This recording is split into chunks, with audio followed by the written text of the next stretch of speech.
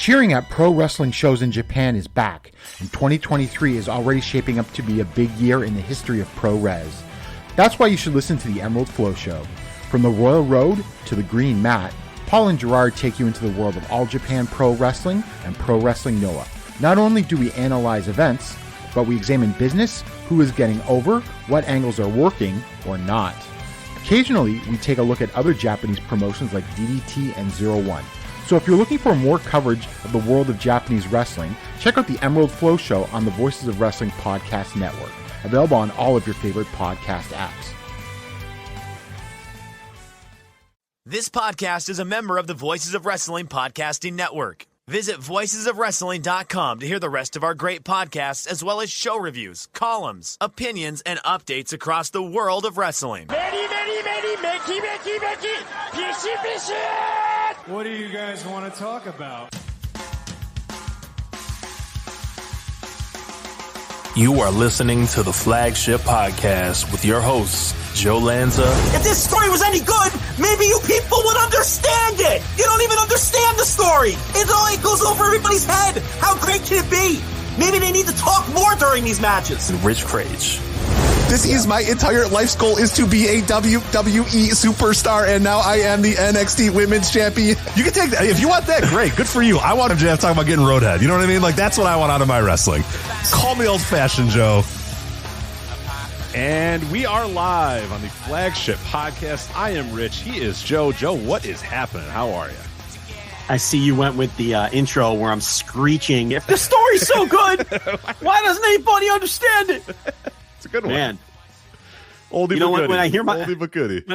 When I hear myself back, I really am annoying. You say that all the time about your intro. Yeah, you claim to go back and listen to all these episodes, but then I'll put stuff in the intro. I put the Money thing in there. I got you screeching about the Roman Reigns story, and I don't know. You every time you're like, that's really annoying. I don't know why anybody listens to this show.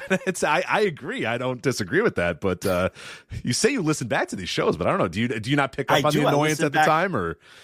I listen back to every show. Maybe it's more annoying out of context when it just hits you like that. Maybe, like, or the distance. Yeah, or you're like, what is that guy yelling about? Well, it's always like, it's pretty funny that's how we decide to start the show. Like, that's our intro, is just you screeching like a banshee about, the Roman Reigns story not being good or whatever. It's just like, imagine a first-time listener just being like, what in the fuck is this show? But really they keep sets coming. The tone, to they be honest, keep coming, man. We got the Spotify numbers, and the new fans keep coming. New people listening all the time. Spotify numbers were eye-opening. They were. I gotta say. I mean, that's only one podcast. That's only just Spotify. That doesn't count Apple Podcasts. Doesn't count Google Podcasts, which is going away. Doesn't count YouTube. Doesn't count people that just subscribe on the RSS feed or whatever. But still, those are good numbers. Good growth going on. Yeah, you would think it would mirror some of the other outlets. I mean, why wouldn't it? So. Yeah, I don't know. The thing about the podcast business is none of us know how many people are listening to any of these fucking shows. That's the bottom line. Nobody knows anything. I suspect that nobody's listening to any of these shows, but in the context of who's listening to what shows, we had some nice growth last year. But who knows? Those numbers might just be pulling those numbers out of their ass like everybody else does. So I don't know. Remember the great podcast number crash of like 2016? Oh, do I?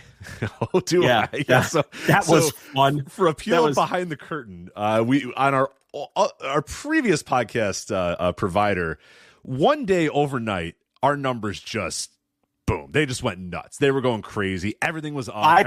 By percentage, I would say 80% drop. Right. And we're like, what? We bring this up to them. And we're like, hey, something's wrong with their analytics. Like, you're showing tremendous, like, insane growth that I know that we're not doing. We're not doing 80%, month over month on our podcast views. They, on the other hand, were like, you guys should congratulate yourselves. It's obviously working. Whatever you're doing is working. And we're like, no, these numbers are not real. We're not going to go with these numbers. And they're like, well, that's the numbers we're selling to advertisers. And we were like, great. You know what? Sell those numbers to the advertisers. Great numbers, guys. Thank you. All hands on. Hands in. Go team. Right. Once they said that, we're like, well, you're right. We are doing a great job. Right. Carry on. Growth. You are right. Carry on. Tell HelloFresh that is the case, that we were up 80%, or Blue Apron, or tell them all that we're up 80% year over year. But yeah, we then told everybody that was doing a podcast on the network, here's the numbers you're going to see. All these numbers are wrong. We're positive they're wrong. There's no way they're right. So just assume that there's funny math going on and just do what you're doing and don't worry about it and whatever. And then very quickly, maybe 2 years after that, there was this powwow of all the podcast providers and advertisers or whatever that basically said, we need to figure out a way to regulate these numbers because these are out of control and everybody's lying. And then overnight, that 80% drop, 80% plus turned into an 80% drop. And we said, okay, yeah, that's probably where we're at, is more these numbers, which were still very good, but we knew that there were not. I mean, they were telling us that like 48,000 people were listening to the show within like the first 12 hours that it was launched. And we're like, no, they're not. It's just, I wish that would be great. I would love that, but that is not true. And then like there was one where it was like in the 6 digits after like a week. And I was like, there is no chance in hell that many people are listening to this show. Like Bill Simmons, we're coming for you. We're nipping at Joe Rogan's heels over here, baby. Let's go. But those were the numbers they were giving to the advertisers, so we were like, all right. Yeah. Well, who are we to argue? Yeah, right. Sounds like great business to us. And then the guy who was in charge of the company, I think he left, and the whole Well, it wasn't just Audio Boom. Was it Audio Boom at the time? Well, not to. No, there you go. Might have been one of the ones before that. I don't remember, but we've been through a few. But whoever we were with, it wasn't just them. It was an industry-wide thing. Yeah, everybody kind of thought, hey, let's get funny with this and see if anybody notices. And for a while, everybody was kind of like, hey, this is good, this is great. But then everybody noticed, and then it was over. Yeah, I still don't think anybody knows who's listening to these. I mean, it's so, how can there be one uniform number when you'd have to have all these different podcatchers working together to put together a number like that, wouldn't you? I mean, how it's just anyway, I don't want to get too in the weeds with it. I just don't think anyone really knows how many people are listening to any of these fucking shows is the point. But how do we even get on that? Oh, I don't remember. But anyway, we're talking about the growth that we've done year over year. Things are going well over here. Tremendous growth. Whatever they tell us, I'll believe. Unless it's bad, then I'll say you're full of shit. Right. Negative? No, that can't be right. That's impossible. Yeah. So so much to talk about. I mean, this we took a week off, number one. Number two, so much shit has happened in the in the last week, let alone the week that we skipped. CM Punk, Rich, showed up at the Survivor Series. Yes, he did. Happened. The Survivor Series event took place, which probably there was a good chance that would have let off anyway. Then CM Punk appeared on Raw. A bunch of other CM Punk news dropped. QT Marshall has left AEW, and there's more to that story than people might think. We got the All-In tickets that went on sale. We still haven't talked about the Observer Hall of Fame results. We've got the AEW Continental Classic in full swing, 2 other tournaments, New Japan World Tag League, All Japan Real World Tag League. You didn't think I was going to let MLW Fightland slip through the cracks. Oh, no. I'm glad we're reviewing. To give you a little bit of a hint, I'm glad you didn't. I'm glad you let us. I'm glad you brought it up. Who else if not us? Right. So has anyone else reviewed that? I'm going to guess no. I'm not even going to look, but I'm going to guess no. Dave Meltzer and Brian Alvarez, did they review MLW they did Fightland? Not get down on MLW Fightland. No, I don't think so. Maybe Alvarez and Lawlor did on the Wrestling Observer or whatever the heck, whatever one they do, Figure 4 Daily or whatever. Maybe they did, but I don't think so. How about Pollock and Ting? Did they review Fightland? I do not believe Post Wrestling covered MLW Fightland. No, I do not believe they did. How about Keller and Rich Fan or whoever the hell he works with now? Yeah, I don't know. Well, yeah, Todd Martin, Wrestling Observer, speaking of the Wrestling Observer Hall of Fame, Todd Martin does it. I don't think they did. I can double check if you need. I don't know for sure about those ones, but I'm guessing they did not break down Alex Kane and Jacob Fatu for MLW Fightland. So yeah. Did Fightful and one of their 47 review teams take care of Fightland at some point? I don't know if they have an MLW team, so no, I don't believe they did either. Okay, so listen, if not us, then who is what I'm trying to say here. Like, who's going to review MLW Fightland if we don't? So a packed show. I don't know how we're going to do all this in 3 hours. So, of course, there's no other place to start than to do a commercial because we have rolled out. Come on, we got to put this at the top. I knew you were going that direction too. I was like, there's no way he finishes this little diatribe without then talking about the Notebook. So go ahead. Now, finally, after years of saying that we should do it. And I have no idea why we haven't. And by the way, these things are quite literally flying off the shelves. I don't know how our great partners at Redbubble are even going to keep up with the demand at this point. And people think I'm fucking around, but I'm not. These things, we're not going to give out these proprietary numbers here, but they are, they are flying. You better get them while you can. The official supplies Flagship are podcast. limited. I don't know if they are limited, but let's do it anyway. Limited quantities, supplies are limited. Go now. Purchase now. Yeah, you're not much of a salesman, sir. Nah. You know what? You got to blow it up. Tell them the supplies are limited. Then they'll buy the damn thing. My God, Craig. But we have sold many units already of the official The Notebook. I mean, you've heard us talk about The Notebook, what? For how many years now? 12, 13 years talking about The Notebook. Oh, that match? That's a Notebook match. Nothing from that show went in The Notebook. Well, now you can have your very own flagship podcast, The Notebook. Tell them how they can get it, Rich. That's how you can do it. Yeah. So for people that maybe are new to the show, and maybe because there are some people that are always like, "What is I don't get it." So it all derives from you quite literally rating matches in a notebook, like an actual physical spiral notebook. You grab a notebook. Some people use spreadsheets. Some people just kind of use like the Grapple app for a while. When that was around, people use that. You are pen and paper, and you've been pen and paper your entire life, right? In terms of rating matches and writing stuff down or whatever, pen and paper. So if a match is good, you open up your notebook, you click that pen, and you write it in, and you put a rating next to it, and that is your Bible. You go back to that all year long, all during these shows, during your notebook roundups on flagshippatreon.com every month. Notebook roundups, by the way. So that is where it all comes from, is that you physically use a notebook, and then you just started to say, that got put in my notebook, I put that in my notebook, I put it in my notebook. Then we just kind of started saying notebook matches to be a match that was over 4 stars. And now it's in the lexicon. Right. I see people all the time doing it. I don't even know if there's people, right. I am guessing there are people that use it that have no idea exactly where it came from. I really, truly believe it. I think at this point, it's gotten to because I don't know the last time that we sort of explained it like that. And there's people that I know that I've seen it and said it in the wild, and I know that they don't, I'm pretty sure that they don't listen to us or they don't know. So it's being passed down. It's kind of being spread. And that's cool. I love that. But now it's time for us to make some fucking money off of it. So let's go. voicesofwrestling.com/flagship merch is how you're gonna be able to do that. voicesofwrestling.com/flagship merch is how you can get your The Notebook official notebooks, as well as some other flagship and flagship Patreon related merchandise as well. We're not getting into I don't really want to get in the t-shirt game. We'll see what happens over time. Right now, you can get notebooks, you can get mugs, you can get some phone cases. I think that's about it. We're sticking with the notebooks. The mugs are done kind of funny. The phone cases was done ironically, and I'm glad somebody picked it up, because you are not a phone case guy. I'm not a phone case guy. So I only made the flagship podcast available in a phone case, and one person picked up and it said, it's hilarious that you guys are one selling phone cases when you don't use phone cases. They nailed it. They got it. That's the only reason I picked that, because I thought it'd be funny. But otherwise, notebooks, mugs, stuff like that. We're going to start out nice and simple. Jovember to Remember stickers as well. Those are flying off the shelves as well. The Jovember to Remember stickers doing quite well. Very good price point for all those things. We're not taking huge margins on these. They're pretty affordable. I think Redbubble, the site we're using right now, has a sale. So if you're going to get on there right now, I believe it's 20% off. So normally I think these things are about $12 to $14 depending on where you live. 30% off. Is that 30% off? God damn, Redbubble. All right, hold on a minute. The notebooks are currently 30% off. Shit. I think that's cutting into our bottom line. I didn't agree to that. The fuck? What are they doing? I didn't say I wanted 30% off. Jesus. All right. Anyway. There are 6 different designs to choose from.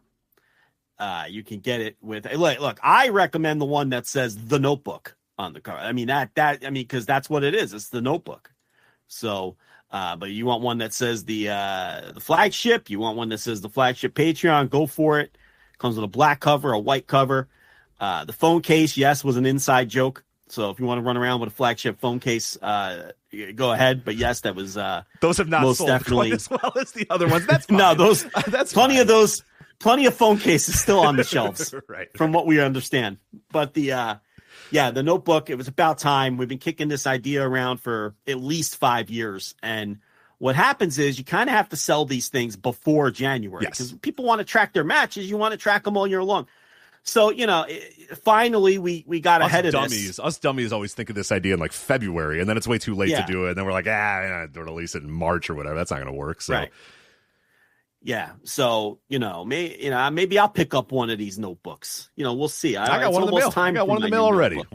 Why not? Yeah, I got one in the mail. It's just send me a free one, honestly, but that's fine. Unbelievable. Why do we have to buy it? That doesn't make any sense. Send me one, for God's sakes. Give me a discount. Give me a heavy discount. Let me buy it at cost, guys. Jesus Christ, I got to buy full price. It's my item. Yeah.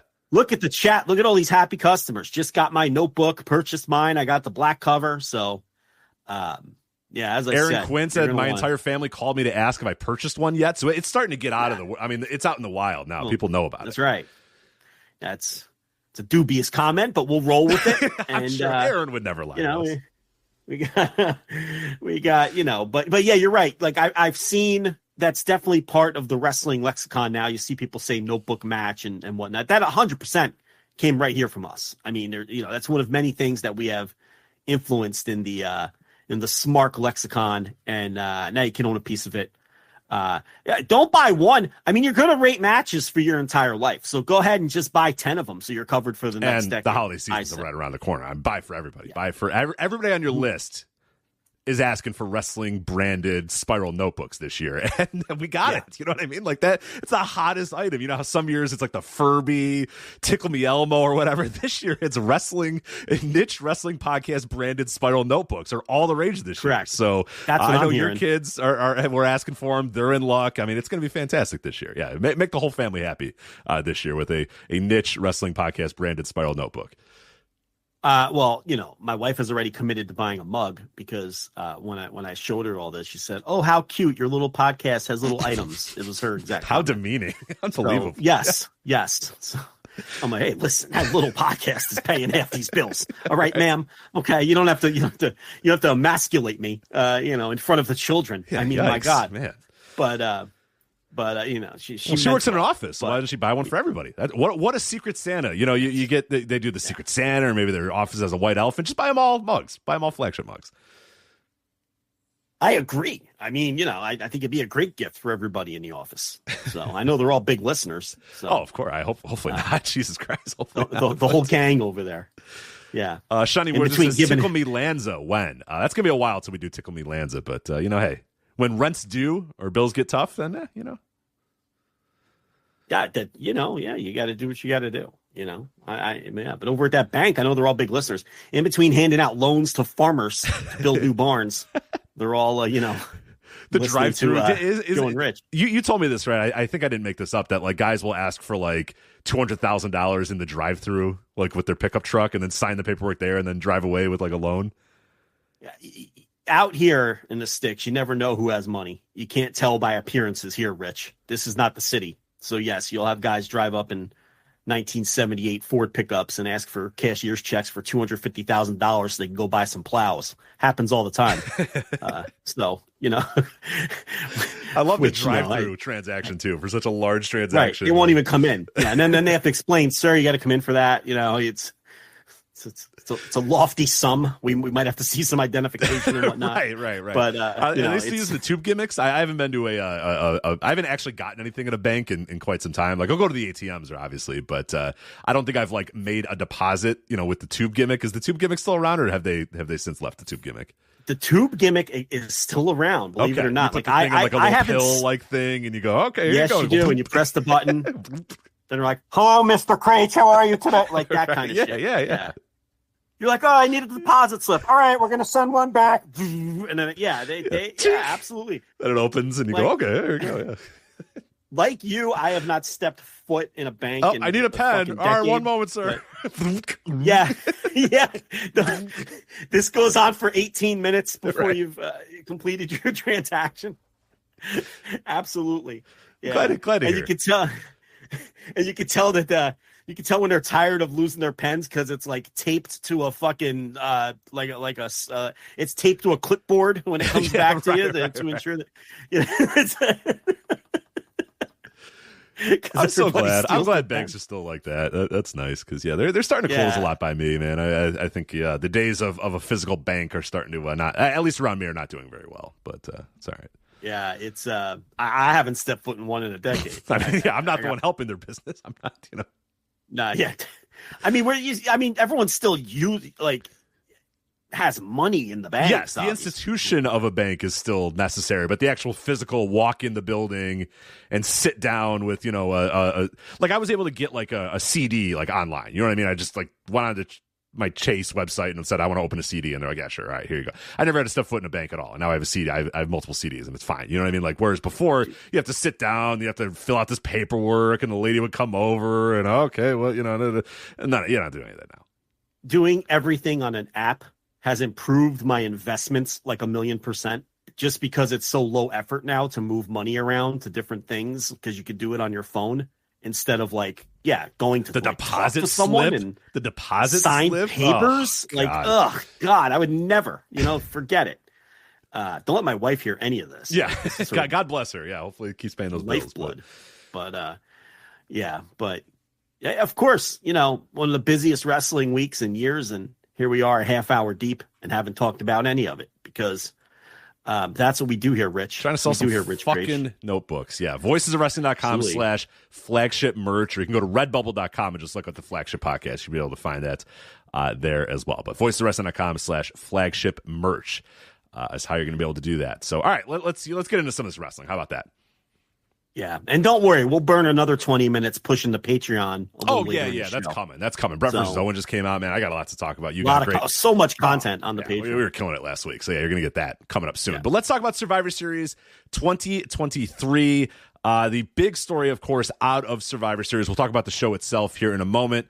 But the big story was the return of CM Punk after the show. So you had the War Games match, hinted that Randy Orton was going to be there, obviously on SmackDown and Raw on the weeks prior. They kind of said, okay, Randy Orton's going to be the next, the fifth guy on the babyface team.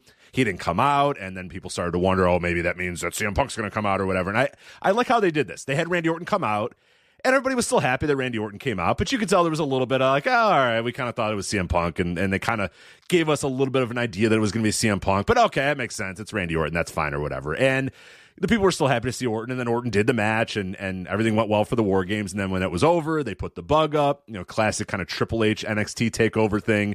They put the bug up. Some people start leaving the seats, like you think the show's over. The babyfaces are all in the ring hugging or whatever. And then Cult of Personality hits, and CM Punk comes out to a monstrous pop, the likes of which you have rarely ever heard there at the Allstate Arena in Chicago. CM Punk comes out, looks around, and the show goes off the air. But and we're going to talk about this because I think there's a very big difference in terms of how things felt after Saturday and how things felt after Monday. So let's start at Saturday, and then we'll work our way to Monday. But after that was over on Saturday, I was watching live, and it was like, holy crap. Like, this is a gigantic move. And I even wrote about it on the Patreon. Like, this is a massive thing for WWE to be able to get CM Punk back, somebody that you never thought was going to come back to that company, had said publicly he was never coming back to that company. That company made it pretty clear that they didn't want him back really anytime soon. This is like the prior 8 years or whatever, 8 or 9 years or whatever. It just felt like a complete impossibility that he would ever return to the company. And there he is. And I think they did it in a very good way. They did it in his hometown. They did it in Chicago. They did it after the match happened. So I think they nailed it. When it was over on Saturday, you were like, God damn, WWE is lapping AEW. WWE is just doing everything right now. They're just absolutely killing it. And this is just yet another thing, another feather in their cap, another whatever you want to say, another dent in AEW's armor. It was just a perfect, that the feeling after Saturday was like, God damn, these guys are just running up the score now. They're already leading, and now they're running up the score. I think things changed on Monday, and we'll get to that in a sec. But what did you think after you saw, CM Punk coming out at Survivor Series and that sort of news before we get into the show itself, and then obviously Monday when CM Punk finally talked? Yeah, I mean, I wasn't totally shocked, but it still felt surreal to see him coming out on a WWE show. And I know Triple H in the presser after the show said that the deal literally came together that day, and it was absolute last minute and all that. And, Punk put out through his various sources the same. Anyone who buys that is out of their mind. I mean, that deal did not come together at last minute. I think Meltzer said that 10 days ago or whatever. And I'll buy that. Well, good on Dave, because that's utter nonsense. And there's so many obvious reasons. Now, first of all, I heard that Punk had a conversation with Nick Khan at least a month ago. I don't remember if I ever talked about it. You did. Yeah, I think on the show you did talk about it. Yeah, so I mean, at least a month ago, I know that he had a conversation with Nick Khan, and I know that Nick Khan allegedly in that conversation really laid down the law with him, and we can get more into that later. But so this started a long time ago, and you just look, they were selling T-shirts at the show with the lightning bolts from his logo on it, like as a little Easter egg kind of deal. So unless you're going to tell me those T-shirts were printed the day of the show, then it's preposterous that this deal came together the day of the show. Living Color released a new version of Cult of Personality, I believe, on Friday, which I'm sure they had to, get in they had to record it and release it and master it and all that sort of stuff. And that released on Friday. So yeah, that was my kind of giveaway. When that came up, I was like, oh, that's a little weird. Okay. I'm starting to, well, didn't WWE license the song like a day or two before? I think isn't so. that how something like that? So I think they either released a new one and then sent it out or whatever, and it got released on Spotify or whatever. So I don't know exactly the timeline there, but that was yet another thing that was like they didn't call Living Color and say, hey, you guys have 7 hours to make us a new song. Like I'm sure that was in motion a couple, a week or so ahead of time for sure. At the very least. So there's plenty of clues, and then all of the little subtle hints that were dropped on commentary over the last couple weeks. And now here, do I think that CM Punk signed the deal the day of the show? Yes, I do, because that's been his MO all along. He signed his initial AEW deal a half hour before he came through the curtain on Rampage. Then when he came back after the suspension, if you recall, there was the big blow up and dust up because he didn't want to be on the promotional materials for Collision. Remember all that? Oh, of course. Oh, yeah. It's like this has been his MO. To the detriment probably of the announcement of the show. Yeah, he likes these things to be as much of a surprise as they can possibly be. That's been his MO every step of the way with all 3 of these returns since he left wrestling in the first time in 2013 or whatever it was. So, yeah, I believe that maybe the deal was finalized and signed and the T's crossed and the I's dotted at the building. The other reason that Punk probably does that is he wants these things to not be announced in advance, right?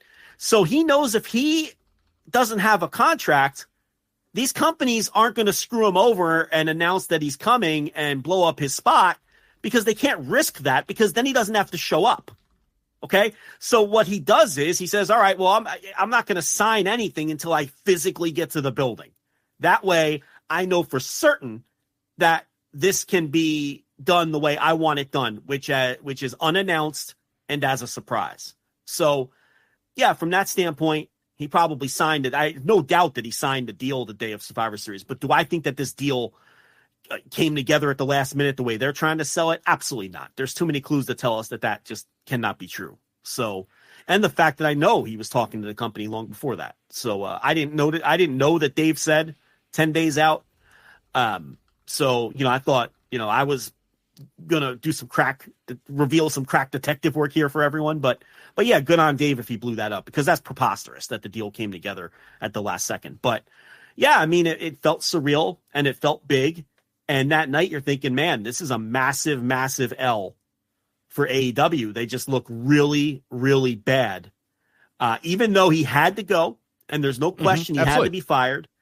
It's still from a PR standpoint, from a perception standpoint, from an optics standpoint, on Saturday night, you're just thinking, man, this is just keep piling it on with all the other perception issues that company's having right now. This is not helping at all.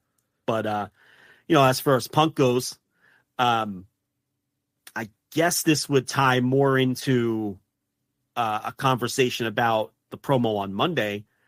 But I think he is purely motivated in this scenario by the money, number one, and by sticking it to Tony Khan. I don't get the sense at all that his heart and his soul is into this WWE run, that this multi-year run that he has signed up for. We'll see if it lasts.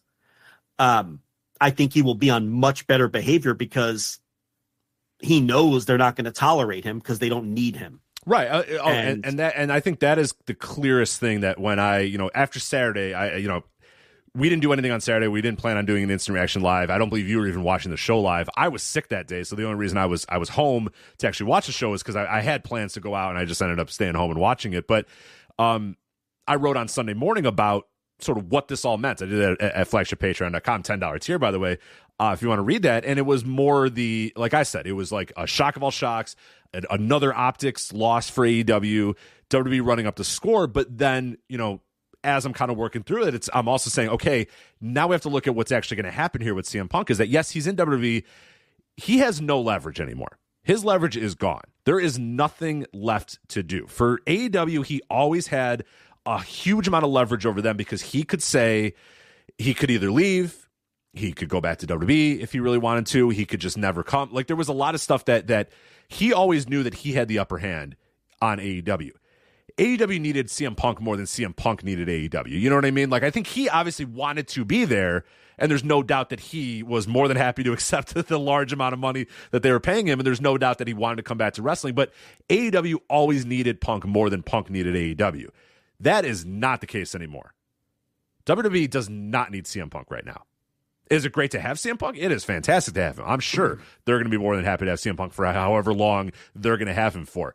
But Punk needs them because he has nothing left. And if he wants to stick it to Tony Khan, if he wants to prove everybody wrong, and we know that he's a very, very passionate guy in that sense of trying to, prove people wrong and make, make note of when people have wronged him or whatever, like, he needs them to be way, way, way, way, way more than they need him. And I think he's going to have to know that. And I think they know that. And I'm sure that both parties know that and know that, look, you're on your last leash here, man. You fuck up, you do anything wrong, we can cut you immediately because we're not afraid to do that either. AEW, not the company that likes to do that. They like to let people see through their contracts. We don't need you. You know what I mean? You could just go and we're just going to fire you tomorrow. Nick Khan could just walk, hey, they didn't have to talk to the guy. Send him an email, send him a text, you're fired, here's your contract, bye, go, leave. And there's going to be no recourse, nothing. That's just how that company operates. They're cold and they're callous in that way, but that works as a benefit sometimes and it works as a negative other times. But a benefit would be that if CM Punk does anything, is annoying, gets in a fight, says any bullshit, WWE can just immediately get rid of him and they're going to be fine. Their business is not going to suffer for it. They're not going to lose a television deal for it.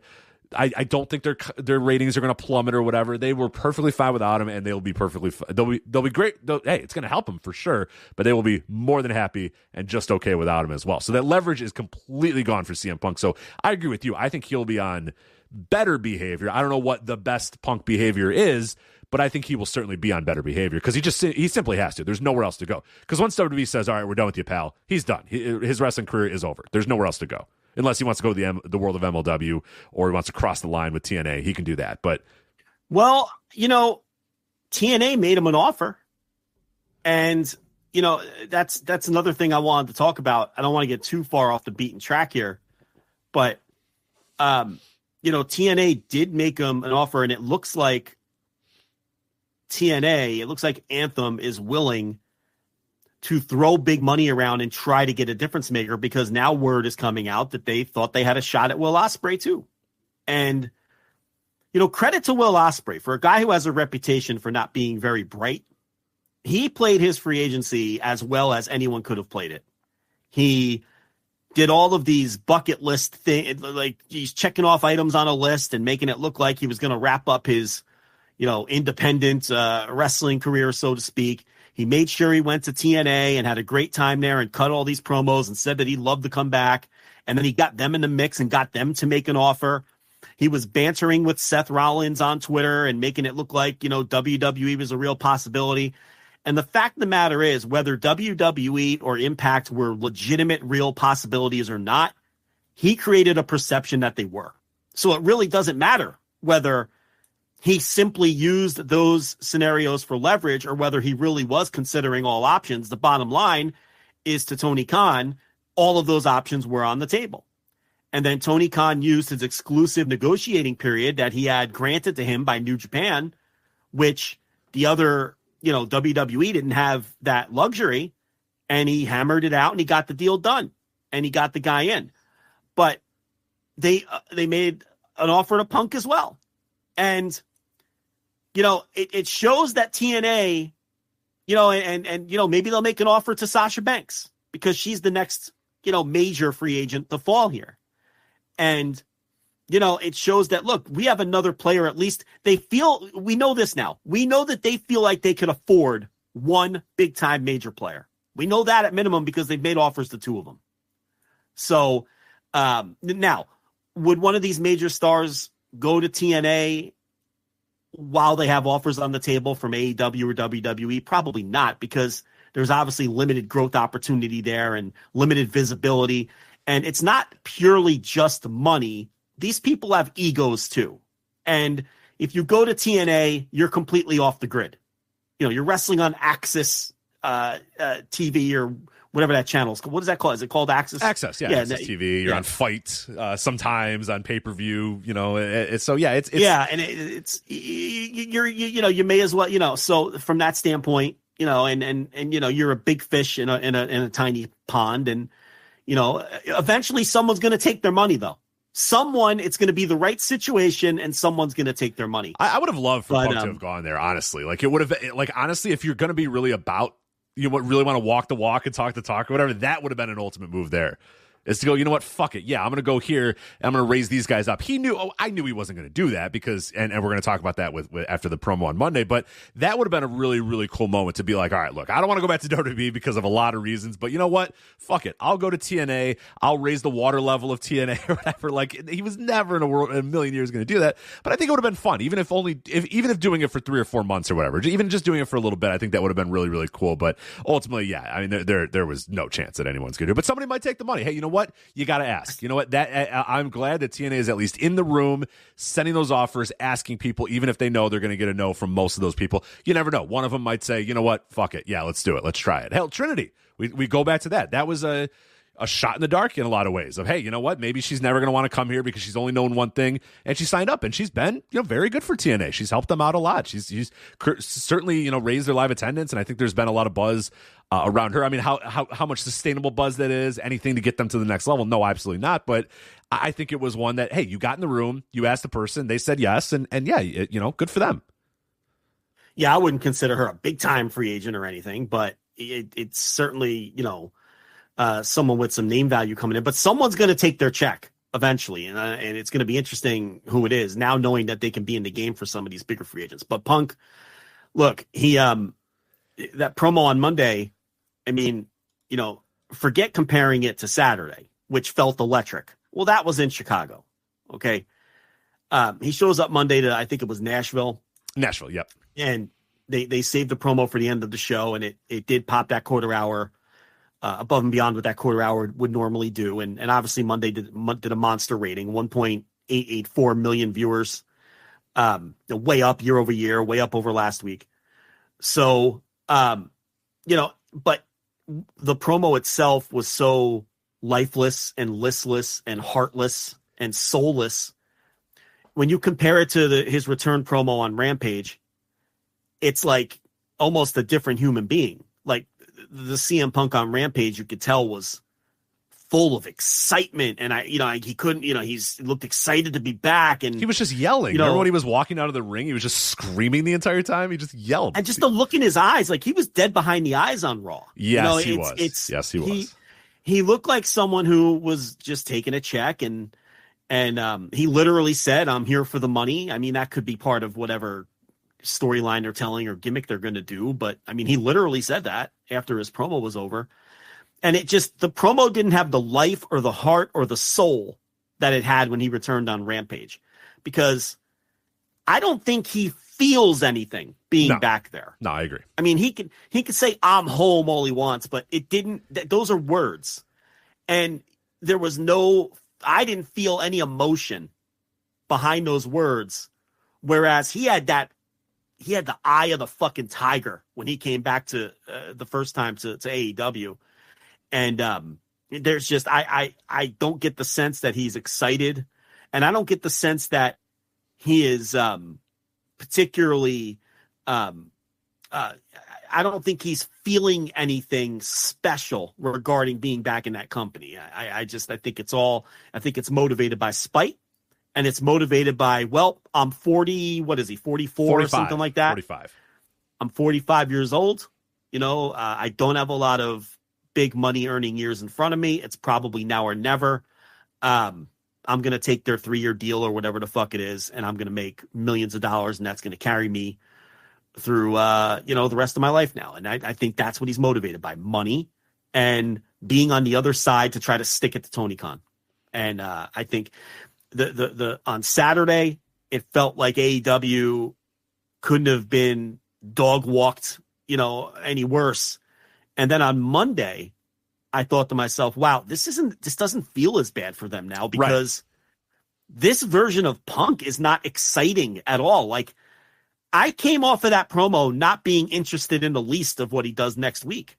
How did you come at it? Exactly the same. And that's kind of what I set up with the segment. Is after Saturday, I was like, oh my God. Like, I was just thinking, AEW offices, everybody at that company's got to be just thinking, fuck, we're on the losing team, and goddamn, we are losing. You know what I mean? Like, it's we always were like the underdog, and we were kind of, because there's a difference between being on the losing team and being and losing. You know what I mean? Like, they were always losing, and they've always been losing, but they didn't feel like a losing team. They felt like, hey, you know what? We're rebuilding. We're moving ourselves up. We're the plucky underdog. We're the new fledgling company or whatever. We're not going to. You know what it was? It was you might be winning, but you're a 1 seed and we're a 16, and it's a 4-point game with a minute left. Right, so right. it's more embarrassing some good for threes. you. We're pulling some threes out of our ass. We're the game's tied. I don't know if we're going to pull this thing out, but goddamn it, we're making it happen. That's not the losing team, and no one's going to begrudge the 16 seed for losing to the. Ultimately, if they lose to the number 1 seed after getting really, really close, no one's going to say, man, those guys really blew it. No, they're going to say, wow. No, damn. if you ever watch the pressers after games like that, the 16 seeds are all upbeat and smiling. Right. And the 1 seed coach walks in and goes, there's a lot of things we got to do better. That was a terrible effort, right. Even though they won, So that's kind of like that's a great comparison. But now they felt, very, very recently over the last couple of weeks and really the last couple of months, they felt like they were truly on the losing team. Like they got to this certain point, and now they're kind of falling back, and now they feel like losers, and they feel like a losing team or whatever in the nicest way possible. And Saturday felt like, oh my God, I got to feel like what people in that building have to feel like, and what people in that they're doing Collision. They're there at the building for Collision. That's the show that was supposed to be this guy's show, and now he's walking on as you're getting like what do they have? 300,000 viewers, 200,000 viewers for that Collision on Saturday. Just a putrid number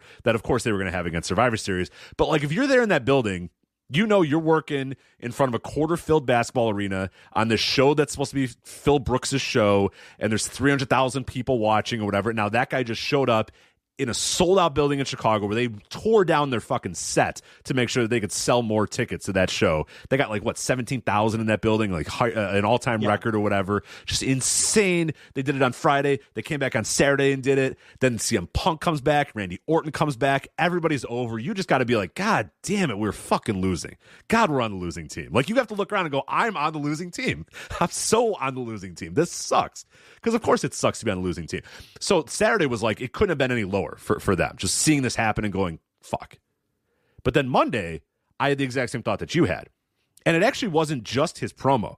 What I think I was a really telling moment for me, more so in the promo, and maybe not more so in the promo, but on a similar level to the promo, is Seth Rollins came out. And they're doing this whole sort of thing where Seth is in storyline upset, but they're kind of doing it in a work-shoot sense, where he's cutting work-shoot promos, and when the cameras, quote-unquote, aren't rolling, he's upset about CM Punk or whatever. So he comes out and he goes, all right. You know who, all right, you want to chant for him or whatever. So he does the thing where he gives the crowd the opportunity to chant for CM Punk.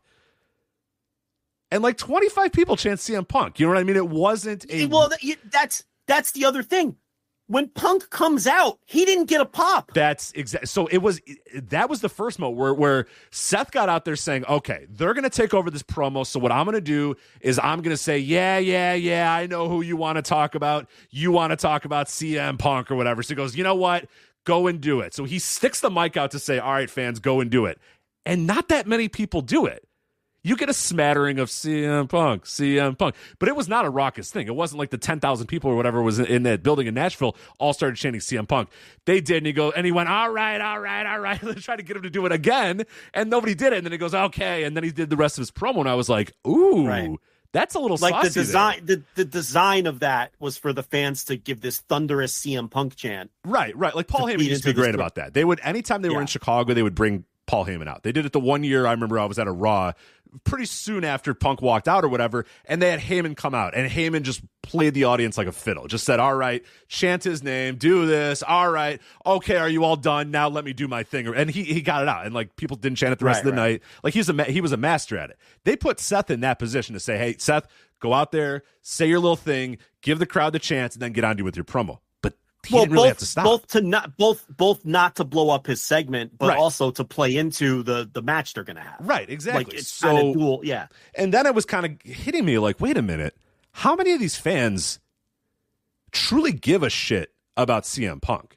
This current WWE audience, this TikTok audience, this LA Knight audience, this Roman Reigns audience, this Bloodline audience, the fans that are chanting yeet, yeet, yeet anytime Jey Uso does something. Yeah. Do those people care about CM Punk? And that was the first time where I said, wait a minute, maybe they don't.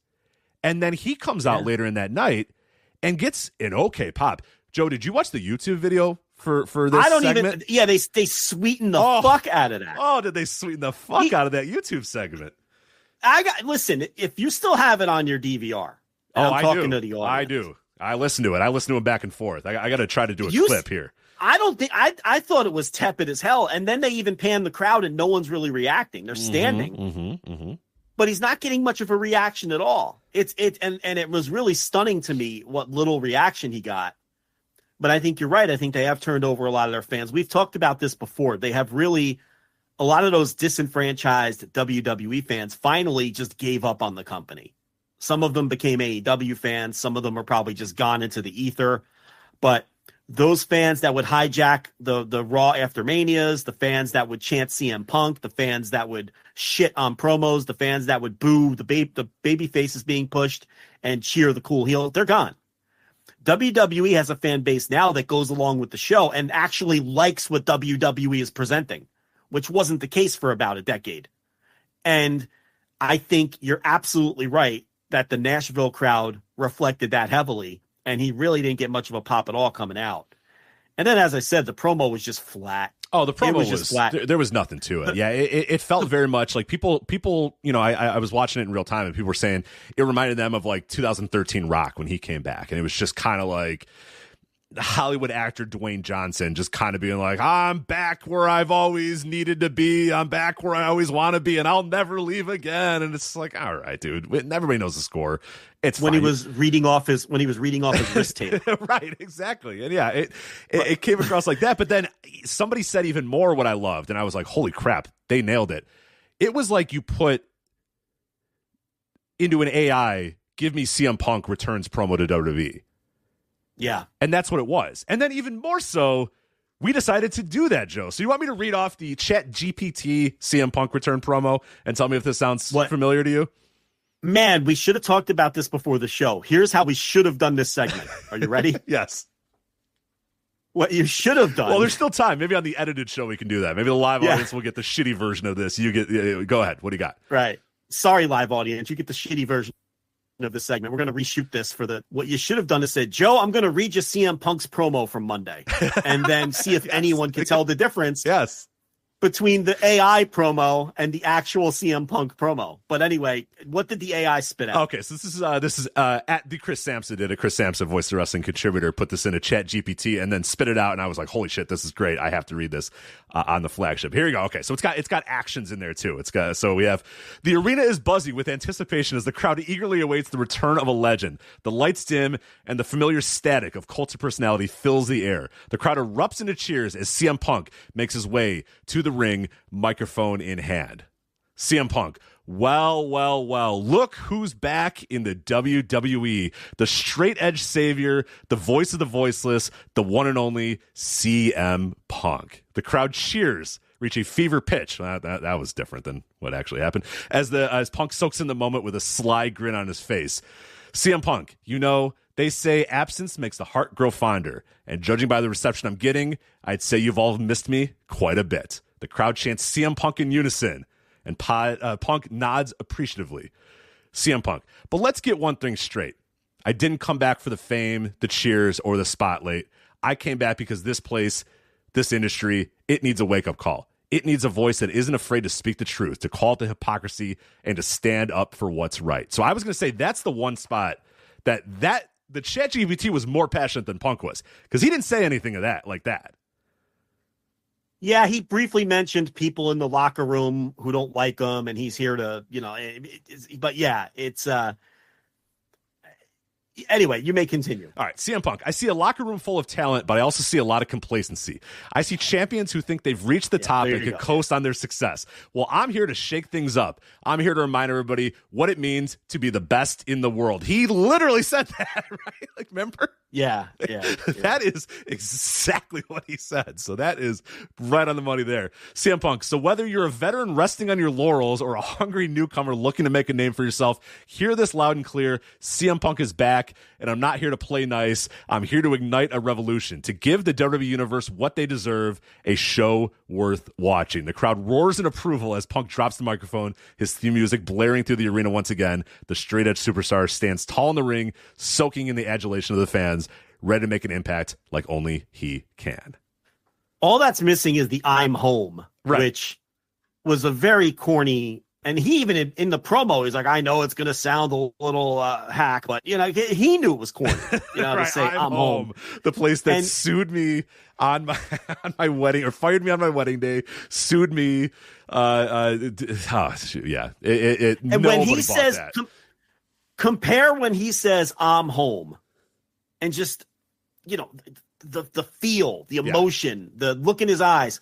Compare that to the Rampage promo when he talks about, "I have returned to pro wrestling." Right, I retired pro wrestling on whatever day that he left Ring of Honor, and now I've returned to pro wrestling here on August whatever.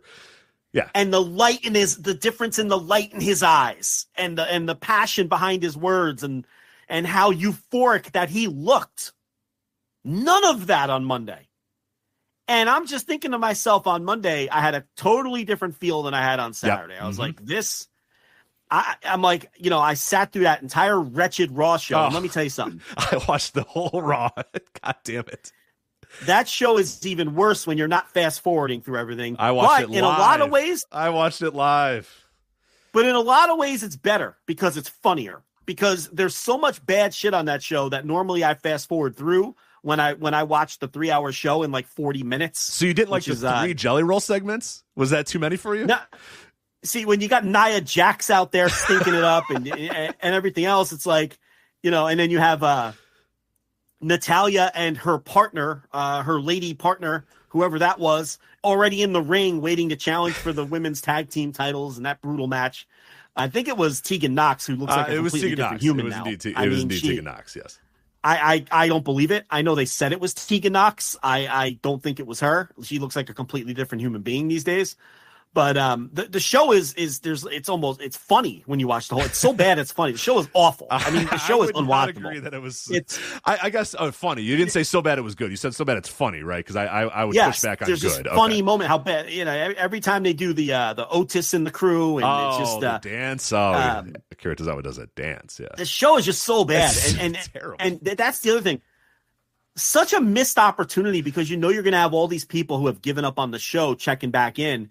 Why wouldn't you come double barrels fully loaded to do the greatest possible Raw you could ever do? It's almost arrogant how bad this show was.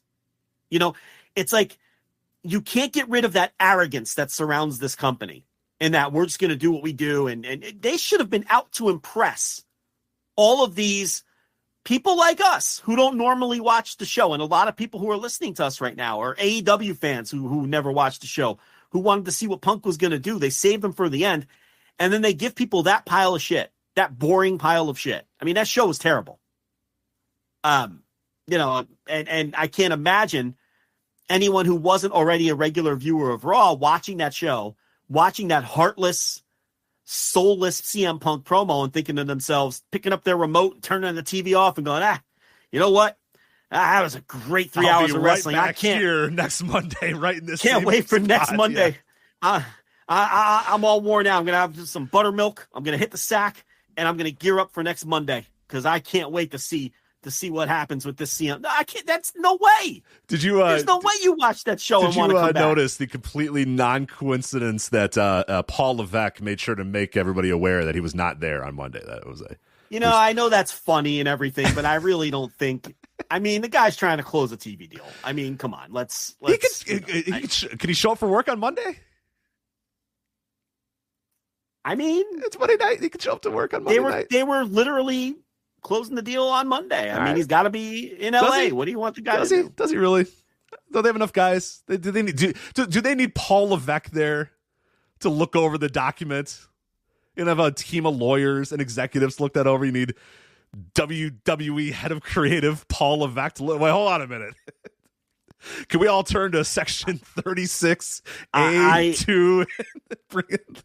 If you're as he puts his asking glasses on and puts his small little glasses on and goes, there's some wording in here that I don't know if I necessarily love how this looks. Shut up. Paul Levesque can show up to Raw on Monday. Come on. I know people want to think, but listen to what you're really saying. What you're saying is, number one, that they knew they had a boring show planned. They don't think the show's bad. They think the show's good. But they said Paul wasn't there on Tuesday, once everybody kind of said, that show's kind of whatever. That Punk promo was kind of whatever. I don't know. My spidey sense was tingling when the reports came out. Whoa. Hey, Paul wasn't there, guys. Just so you know, this is a Bruce Pritchard. He wrote this show. It's like, okay. What you're asking me to believe is that he knew the show was going to be bad. No. So I don't think he knew the show was going to be bad. I think he made sure to let people know. Well, then why wouldn't he show up there on Tuesday? No, but what about Monday? What does Tuesday have to do with it? No, that's when the story came out that he wasn't there, was on Tuesday. Oh, okay. The story didn't come out before Raw that said, hey, Paul Levesque's not at Raw today. The story came out Tuesday, like afternoon. I see what you're saying. Your theory is he knows the show was bad, so then he made it known he wasn't there. Yes. So people wouldn't think he had anything to do with the bad show. Right. I don't think he was intentionally not there or whatever. I think that it's very likely that he was probably hobnobbing around the and doing. Do I think he had to sit at the table to, hammer out the deal? I don't think he needed to, but I'm sure he was around and they had him in the building and he was, there or whatever. But I think that there was a little bit of WWE PR being done on Tuesday where it made very clear, hey, whoa, Paul Levesque was not there on Monday, just so everybody knows. That's possible. I will grant you. My sense is tingling a little too much. That's all I'll say.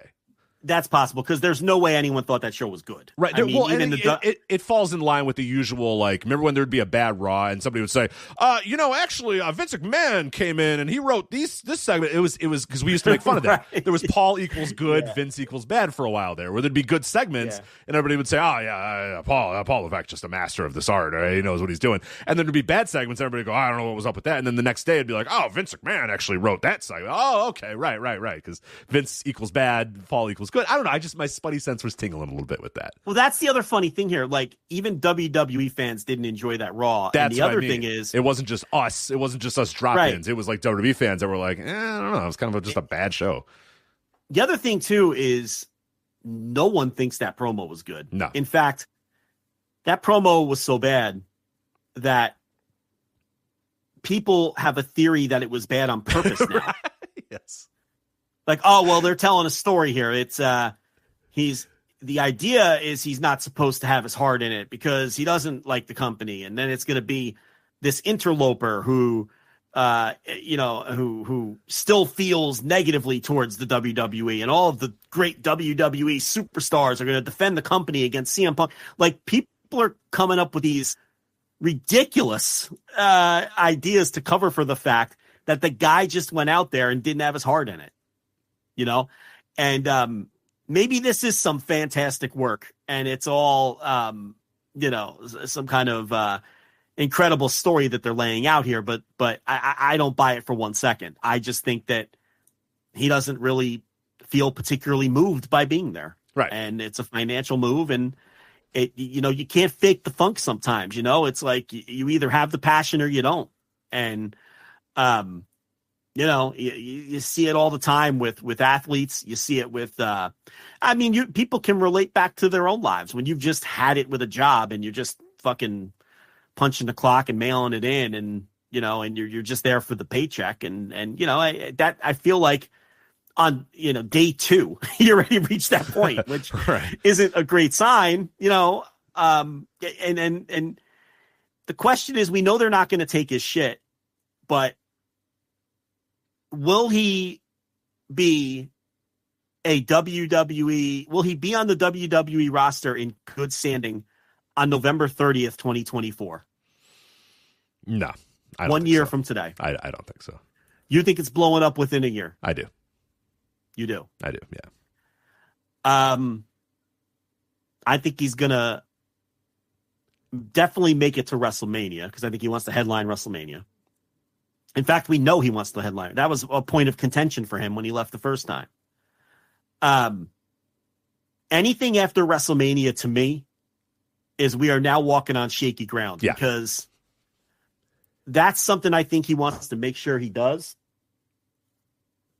And I think once he does that, he might not be able to bite his tongue in every situation anymore. And there's a lot of people there who don't like him. Did you see the Kevin Owens thing? Oh, yeah. Mm-hmm. For people who don't know, he was on some, I don't know what that was. Humble, I believe it was Humble Wrestling. Humble Wrestling. Wait, the Twitter account? Yes. Like that? Yes. Oh, my God. Okay, so anyway, that's the guy that was interviewing him? That's the Humble indeed, Wrestling I believe guy? that was Humble Wrestling, yes. Okay. So for some reason, Kevin Owens is doing the Humble Wrestling podcast. I don't know why. I mean, but, Kevin, if you want to come on, we'll have you on. We'll talk to Kevin Owens. And I'll call him Steen like 6 times, but we'll talk to him. Well, I mean, the guy asked him, what do you think of CM Punk coming back? And his demeanor totally changed. And he's like, I just want to have fun at work. So if he wants to have fun at work, we're going to be fine. And that was it. That's all he said. Mm-hmm. And then the Humble Wrestling guy, I'm screaming at my Please laptop. follow up. Follow up. You know, and he doesn't, of course, because none of these people know how to interview anybody. And then he goes, oh, well, what do you think about Randy Orton coming back? Kevin Owens lights up. Yeah. He gives like this 90-second answer of how he's great like, it is oh, to he's be a around great Randy hand, Orton, and he's going to make everything much more fun. He He's makes a good the locker guy. room great, and he's a great guy. He's a good and I can't veteran. wait. He teaches rookies. He talks to everybody. Yeah, it was a complete. The CM Punk was, well, if he wants to have fun, I hope he wants to have fun because I like to have fun. Yeah, 10 seconds of mumbling and basically saying I hate that motherfucker without saying I hate that motherfucker. So then you would think that Mr. Humble Wrestling would follow up with, you know, there was a big difference between your two answers there. Could you describe it? But no, of course not. But I didn't even know it was the Humble Wrestling guy. That's funny. But yeah, so it's like, you know, he's going to have opposing forces in the locker room for sure that, you know, aren't going to want to necessarily work with him. And they're going to have to juggle all that. Look at CM Punk. We talk about, you know, it's Phil Brooks is back, baby. So, you know, if you think it's going to go swimmingly, I think he will be on his best behavior for a while. He'll definitely make it to Mania, especially if they want him to work with Steve Austin. I mean, you know, he's going to want to do that. And, you know, he's going to want to say that he finally headlined to Mania. I'm in a different. You know the irony, though, of him headlining Mania? Here's the irony. night one of WrestleMania, by the way. His night one of the BOGO extravaganza, as he termed it. Right, the 4-night BOGO extravaganza, yeah. His gripe on the first run was all of the older part-timers would come back and take the main event slots. That's funny. It was, Joe. Yeah, you're right. And this motherfucker's going to come back as a 45-year-old man and headline it with a 60-year-old part-timer. Right. Like, does he note this is no. CM Punk's whole deal. He lives he has a set of life codes and standards and principles that he himself never lives by. He holds everybody else to these principles and standards that are almost unattainable. Yet he never holds himself to those same principles and standards. I'm going to put you on the spot again, Rich Craich. Does he work a Blood Money show? Yes. You think he's going to Saudi? I think he's going to Saudi. Yeah, why not? How can he go to Saudi because after he's the a Ghost hypocrite. He's always been a hypocrite. Of course he's going to do it. And I quote, "Go suck a Blood Money covered dick," was the quote to The Miz. At Mike Mizanin. Yeah, because he's a hypocrite. Like you said, he doesn't follow the standards that he wants everybody else to follow. And that has been his MO as long as I've known him. As long as we followed him in this wrestling business. That's been his MO. So I think it might be tough. I think he might wrestle with it a little bit, but I think that that money will be put down on a piece of paper, and he'll go, yeah, you know what? Fine, fuck it. Who cares? Because what does he have to lose anymore? You know what I mean? I think he's also at this point, too, where even if we all come on here and we go, oh, my God, what a fucking hypocrite. Does he really care at this point anymore? He's cashing checks. And that's why my mood was so different after Monday, because that was like, oh, I get what we are doing here now. You're just Phil Brooks playing CM Punk, the character in WWE, to get your last paychecks. And that's fine. Go for it, man. Go for it. No problem at all. That's your thing. But now the set of morals, the set of standards, the ideals, all that sort of stuff, that's out the window. So, no, what does he have to lose? Go to Saudi Arabia. Who gives a shit? Who cares? People are going to bring up the tweet, and he's going to go, okay, whatever. I just made $1 million to fly to Saudi Arabia and wrestle for 11 minutes. I don't give a shit, honestly. Someone in the chat made a great point. One of the other things that Kevin Owens said was Randy doesn't have to say he's a locker room leader. Oh, and if so that good. Wasn't a direct shot, it's so good. God, that's good. You know, so it's so good. Wrestling's back, baby. It is so bad. I tell you what, Punk. One thing now, CM Punk does. He wrestling is back. Now, do I want to watch Monday Night Raw next week? Fuck no. Do I want to follow the situation very closely? Absolutely, yes, I do. But yeah, it's popped the number Monday, helped pop a number. They strategically put him in the final segment, and the show did. Look, it's going to drop like a stone next week, and that's my prediction, because I feel like, a lot of people are going to come out of that promo the way we came out of the promo. Like, oh, that's it? This guy doesn't feel special. He didn't feel special anymore after that promo. No, he didn't. The crowd didn't take him as special. Us watching at home didn't take him as special. And that, I think, that to me, that's going to be the most telling. Was this just a particularly bad audience? Was it just a particularly bad, or is he going to go back wherever Raw is on Monday? I have no idea. I can look it up maybe, but it'd be very telling for me, or if he pops up on SmackDown or whatever, what that crowd thinks of him. Because I think that was my first revelation that, oh, right, this is a different audience. This guy left 10 years ago. A lot of the WWE universe, the current quote-unquote WWE universe, they're not watching AEW. They're not watching All Japan Pro Wrestling. They're not watching New Japan Pro Wrestling. They're not watching the Indies. They're watching WWE. They're going yeet when Jey Uso tells them to say yeet. They're booing Dom Mysterio when everybody boos Dom Mysterio. They're singing Seth's song. They're singing Cody's song. That's that audience. I don't know how much of that audience really gives a shit about this guy anymore. And that was I guess I should have assumed that. I should have been smart enough to assume that on Saturday. But when it's done in Chicago and the crowd's just jumping up and down and throwing babies in the air or whatever, it's like, oh my God, never mind. Whole different animal. But Monday was like right, like this is an audience that watches, Samantha Irvin TikToks that probably doesn't give a shit that CM Punk's the voice of the voiceless and I'm fighting against, the bureaucracy that is the WWE and who they push and the Big Show. And they don't give a shit about any of this. They're not the crowd that was chanting CM Punk anytime there was something bad on the screen, because that happened for 10 years. And we used to fight with people all the time where they were like, I don't know why everybody wants Phil Brooks back. They don't want CM Punk back. That just became the term for we don't like this shit. Something bad is happening on our screen. Those annoyed fans would chant CM Punk, CM Punk, CM Punk. That was the way to say we don't like what's on the screen. It was a rejection of the product. Whatever you're doing on the screen, more than literally wanting CM Punk. Right, it was just we're rejecting what you're presenting us right now. That audience is gone, man. Like you said, that audience is either watching AEW or they're not watching wrestling anymore. This current audience, they're not chanting CM Punk at a bad segment. They weren't chanting CM Punk when Nia Jax was out there wrestling. Having a bad match with what's her fucking face? Rich, they didn't chant CM Punk when Rollins told them to chant CM Punk. Yes, he said chant CM Punk. Here you go. Here's your opportunity. And 25 people went CM Punk. CM Punk. CM Punk, and you go, come on, get it out of your system. So CM Punk, CM Punk, with his Muppet voice, right? Come on, get it out. Nobody did it. You're gonna chant it. Go ahead and chant it. Right. And nobody did. So it was like Monday was like the big because I have now completely flip flopped on this thing where I'm like, holy shit. If I'm in AEW, I'm like, hold on a damn minute. This might not be what I think it is. Like we're still losing team. We're still a little bit of the losing team, but maybe we're not totally dead just yet. Maybe we're not totally dead just yet. But let me pitch this to you.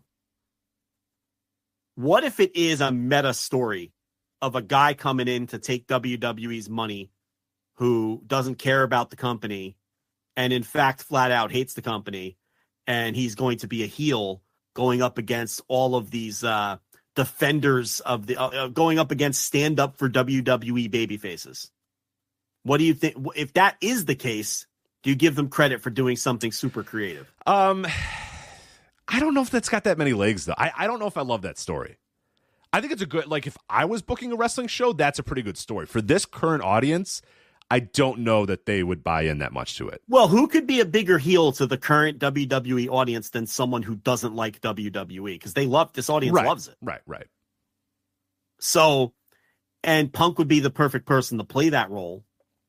And he would probably really get off on playing a role like that. Don't you think? Because he could inject real life feeling into that. Because he being really an asshole like who hates company. where he's working. Yeah, I think he could probably pull that off. I think he could probably do that. Yeah. But so what do you think? Is there, what is the percentage possibility that this soulless, heartless promo was intentional as he's in the stage of the story where he's perpetuating his ruse? Put a percentage on it. I'm at like 20% at most. And I think that's probably high, honestly. I'm probably lower, but I'll say saying 20%. There's a chance. I think there's a chance. I wonder if maybe after Monday he's thinking, okay, that's not what I thought it was gonna be. I don't believe, I truly do not believe that he thought, I'm gonna come out to a lukewarm reaction and cut a lukewarm promo and I'm gonna get a lukewarm response or whatever. You know what I mean? Like, I don't buy that. Because the promo to me didn't come across that way. The promo to me came across, he tried to pander to them a little bit too. He did the like, hey guys, I know I'm a Blackhawks fan. I'm here in the Nashville barn. He called it a barn, Joe, because he's a real hockey fan. He doesn't call it jersey. Right. He calls it a sweater. So he said, I'm in your barn. Yeah. And like 6 fans cheered because, Phil, WWE fans don't watch anything else. They don't know what the fuck you're talking about. Yeah. He's trying to make a Nashville Predators versus Blackhawks because that is actually a pretty decent rivalry in the NHL. These chants chant yeet at Jey Uso. They don't know about the Predators. You know what I mean? Like, they don't care. They're wearing yeet shirts, for God's sakes.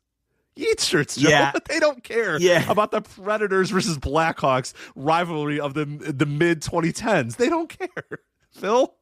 Yeah, I think that the sports cheap heat worked really well in AEW. Of course. You know, it didn't land at all on this night. He just was here. Can we he just was off. call it like he it was is? Off. He just was not over in Nashville at all. He just wasn't over. Here's my take on the theory that the promo was bad on purpose and he's doing a gimmick, an anti-WWE gimmick. The problem with that is in this company, they can't contain themselves, and we'll know very quickly if that's the case because the commentary will be like, this man doesn't really love the WWE. Like, they can't help themselves.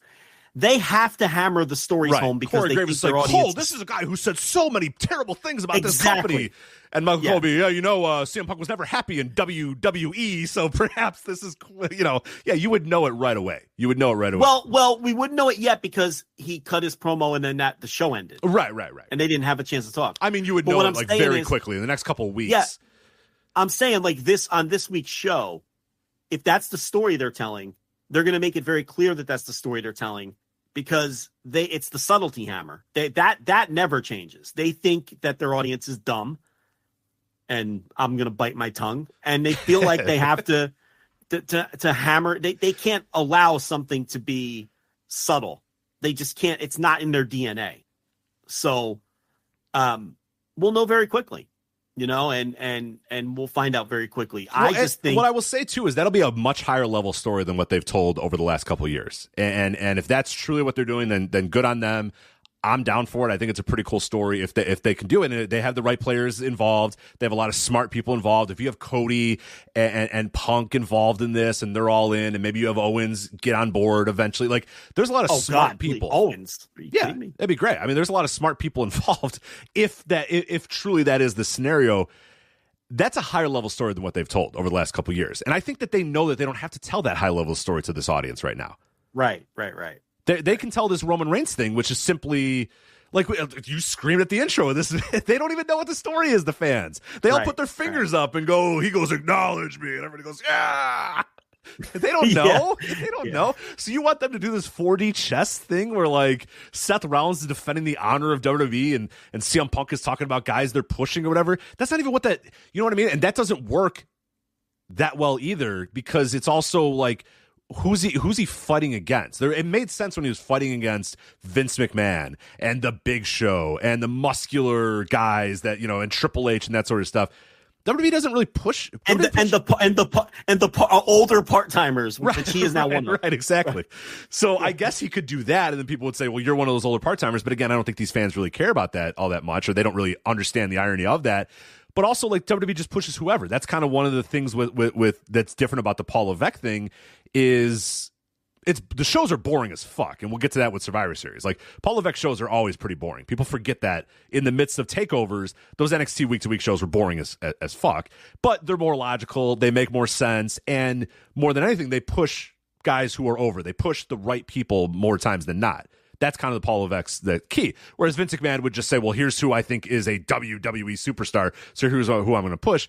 I don't think Paul is quite that rigid with it, and that's why you're seeing a guy like a Jey Uso emerge as a singles guy, why you're seeing an LA Knight emerge as a singles guy, why you're seeing Seth Rollins emerge as a top champion, Sami Zayn getting big opportunities, that sort of stuff like that.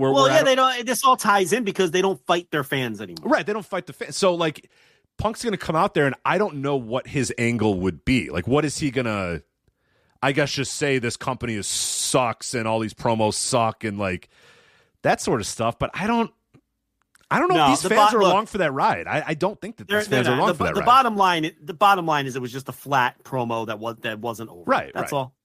And he didn't inspire. He didn't have any fire. He was dead behind the eyes. And people are just trying to rationalize it because it was so nothing. It just was a nothing promo. We've never seen this guy. We've never seen this guy have such a flat promo. Yeah, he's never been this way. He's never, like, from the day that we all saw, you know, the first time you ever saw him, whether it be Ring of Honor, whether it be IWE Mid-South or whatever, he's always been a guy that's been super passionate about wrestling. Even when he came back on Collision, there was a passion. It was an anger. There was a certain anger to the Collision return, but there was still some passion to that anger. This is the first time that was really just like, whatever. All right. Cool. It's like, all right, well, I think we're not used to it. So we're assuming that there's some 4D chess thing where maybe this guy has just took a deep breath and said, you know what? I have nothing else left. I fucked everything else up. You know what? Screw it. Let me get one more big bag of money from these guys, and then I'll move on with the rest of my life. I just think it's hilarious that the promo was so flat that people either thought it sucked and was flat, or they think it was sucked and it's flat on purpose. Right. He's such an all-time great that we just can't we can't believe that the guy would have a bad promo. There's no one saying, that was great. He knocked it out of the park. Nobody. Like, actually, I saw one person. Sam Roberts. Roberts, Rich. What? Yes, his tweet was, let me see if I could find it. But please, dear God, please find this. Take all the time. I don't know how need. much. Take all. I don't know how much. Need. I don't know how much he tweets. So let me see how far down the timeline it is. But he was like, there were so many layers. Wait. Yeah. Okay. He tweets a lot because he has the radio show. He's got the podcast. Yeah. All right, here we go. So he put a clip of the promo in his tweet. And he said, quote, so much going on in that promo. A wise man reference. Going from reaching for the brass ring to having it in his pocket. Making money, not friends. In this ring, on this microphone. What a wild, wild time. End quote. Ugh. Sure sounds like he liked it and thought it was good. Like to Sam Roberts, that Paul Heyman reference really landed for him, I mean, was anybody just like, oh my? I mean, it was very obvious who he was mentioning. You know what was funny? That didn't even get a pop because I don't know how much of. Here's the thing.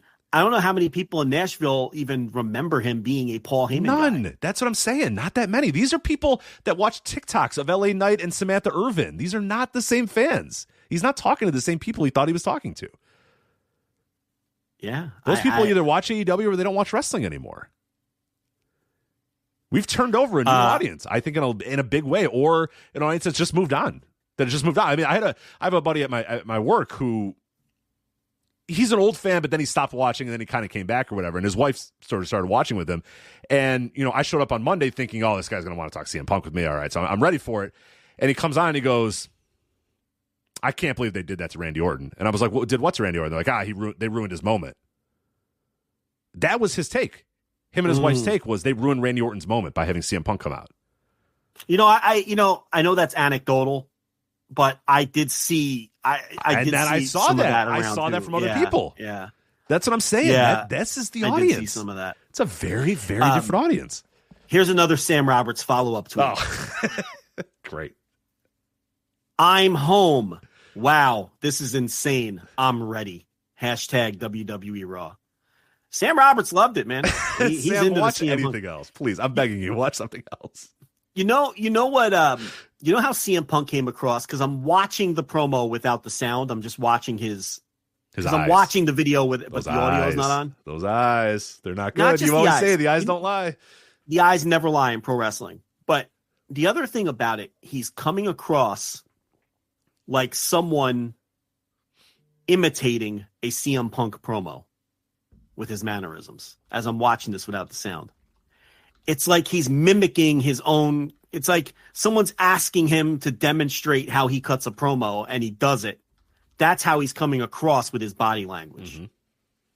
And it's really just soulless is the only way to describe it.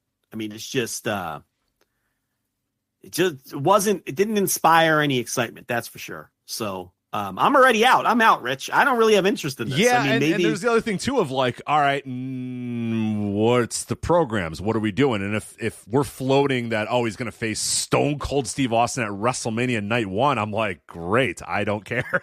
I'm glad you all can pretend to care about Stone Cold Steve Austin versus CM Punk at Night 1 of WrestleMania.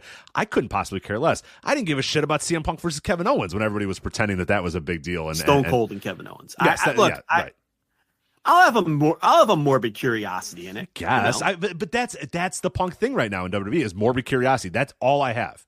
Am I like, oh man, I can't wait to see what, like when he came back. Obviously, when he came back to AEW the first time, of course, everybody was like, holy shit, this is going to totally change the game and transform AEW, and it did. It absolutely did for the amount of time it did. The Collision was kind of the same deal of like, all right, well, he's back, and this is going to be a little weird. You were like more, I want to watch the car crash happen and see how they maneuver around it or whatever. Man, I don't know. I'm like you. I'm like, all right, well, we did the promo. He's back. I don't know. Am I anticipating Cody Rhodes versus CM Punk? Not really. Seth Rollins versus CM Punk? I don't know. Does that do much for you? Kevin Owens, CM Punk? It might do a little more fun. He's going to have to. That's not happening, Rich. I know. Why do you keep bringing that up? I'm bringing it up because it's funny because people are thinking that Kevin Owens is working, and I'm like, He's not. He's 100% not. The man working. re-signed with WWE with the intent of I don't have to work with that guy. For the record, people, I get a main event of WrestleMania, quote unquote, against Stone Cold Steve Austin, and I don't have to work with that guy. Owens is that is a man who is very well. You know what he is? He's principled, but he sticks to his own principles. That's unlike the best Punk, way to put it. It's like the opposite of Punk, where Punk says he's principled but doesn't follow any of his own principles. That's what he is. That's the difference. We have to move this along. So let's talk about this Survivor Series show. You got anything else on Punk? I think we covered it all. No, that's it. Backwards and forwards. Yeah, we'll see what ends up happening. It's not going anywhere. I'm sure we'll talk about it a lot more when he melts down. So this Survivor Series show, you touched on it. This was nothing if not a Paul Levesque era WWE pay-per-view. Just functional, boring, and totally forgettable from top to bottom. Yeah, there you go. All right. Move on to the next topic. That's I mean, what a nothing show. I honestly, when we had this on the run sheet, I was like, God, I hope we talk about CM Punk for like an hour and a half. I'm glad we did because we did talk about CM Punk for an hour and a half. Because, bro, I got nothing. I got nothing on Survivor Series, man. This is a 4-hour show that happened, and I'm done, and I have no. Well, it wasn't even. It was like was it 4 hours? I thought maybe it was 3. Yeah, maybe it was closer to 3. I don't know. I have no thoughts about this show at all. The thing about it is, and I've talked about this before, I think the biggest gap right now between AEW and WWE is the pay-per-view quality. AEW pay-per-views are almost always, the floor is that they're good. The ceiling is that they're one of the best pay-per-views you've ever seen. These WWE pay-per-views are just totally forgettable, nothing happening, a bunch of 3-star matches, boring as hell, a bunch of dead time in between the matches, just functional, boring, dry, and existing is really what they are. And they're always like 5 or 6 matches. They don't even like load them up.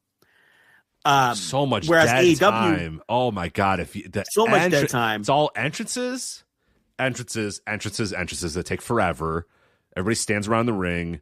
The match happens. Nobody makes any noise during the matches. The match ends. People make noise. Then they go to 5 different pre-tapes. Then we go to entrances and entrances. It's just so much dead time. Yeah. Whereas AEW pay-per-views are like 9 matches, 10 matches, wall to wall. One match ends, the next one starts. Action, action, action. All the matches are great. Everyone's trying to top each other. So that's a really wide gap right now between the two companies. The pay-per-view quality is AEW's biggest edge. WWE's wrestlers are more over than AEW's wrestlers are. There's no question about that. Their crowd, their fan base loves the big stars on these shows. Now, if you're not a big star, you get nothing. Okay, you will get nothing if you're not a Zoe big star. Stark, nothing. Nothing for old Santos Zoe Escobar. Santos Escobar gets nothing. You know, Santos Escobar and Dragon Lee. And look, that match is a perfect example of what I'm talking about. Santos Escobar and Dragon Lee went out there on this show. 2 wrestlers who I love. I love those guys. Oh, yeah, yeah. They went out there and had a 3-star match, if I'm being generous. They had an hour 2 Raw match on a pay-per-view. I mean, this was so toned down. Dragon Lee, why even sign Dragon Lee if this is how you're going to tell him to go out there and perform? I mean, it's a waste of time even having the guy. If these same 2 guys were given the same 8 minutes and 20 seconds on Full Gear, they would have had a notebook match. Do you have any doubt in your mind? Oh, God. They would have went out there. Yeah, of course. And that's the biggest difference between the two companies right now is the quality of the pay-per-views.